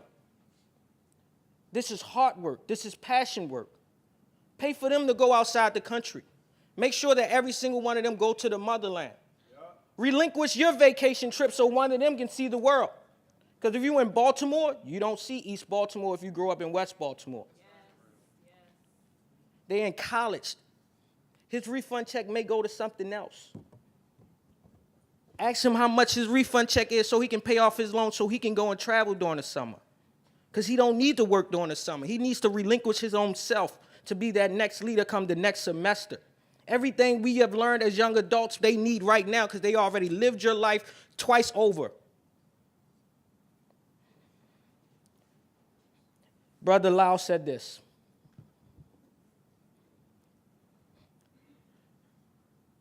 And this young brother said it as well.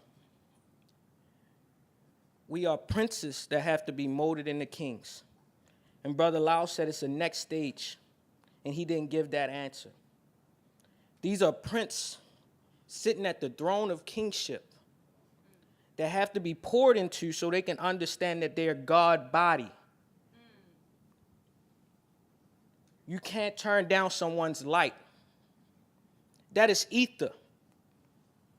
They are speaking ether through your soul that penetrated everyone to wake up the next day. Don't be fearful of what the truth have. Tupac said you have to the age of 30 to change this world, because after that, you've already been infiltrated to try to survive rather than thrive, rather than live and flourish. These young brothers got 7 to 5 more years, and you helped them get there. Thank you.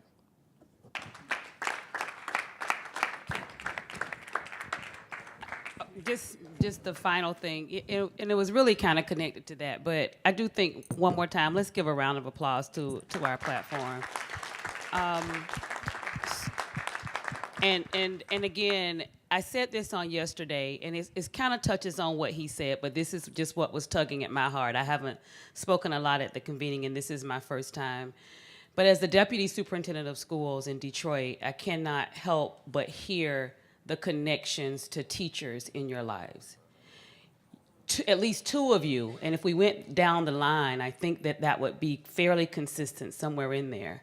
But at least 2 of you said that a teacher saw you, a teacher found you, a teacher poured into you. And so what I leave with the group, I said it on yesterday, we cannot do this work. We have some school leadership that was represented here, but for the most part, we don't have school leadership. We have city partnerships represented. We have nonprofits represented. And the reality is we cannot get this work done without a trifecta of all of those.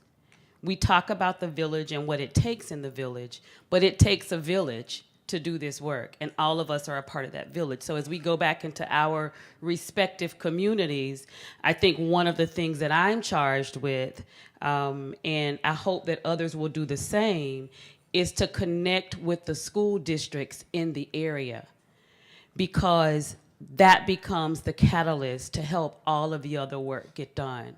I think the second thing that I also heard that was powerful to me is continuing to not just hear, but to listen, and creating those opportunities for that to happen.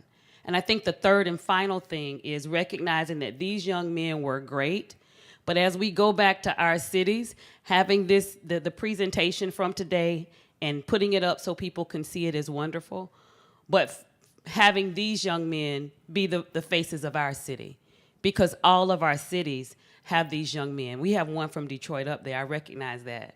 But we have all of these young men in our cities, and raising those voices up in our own cities so that they are the ones to then help galvanize the work that we're doing in our communities. So I give you kudos, but as a woman, and all of us in here are connected to what you're doing, but as a woman that is doing a lot of work to lead work around the male space, I'm already hopeful. Not hopeful just because of what you said today, but hopeful because of what I see every day. And I recognize that we can't give up. We have no choice. Giving up is not an option. And so thank you for sharing your voices, and thank you for allowing us, for pouring into us, but also for allowing us to pour into you. That was it. Thanks. Can we please stand and give these gentlemen a round of applause, please? I love each and every one of y'all. I appreciate y'all so very much.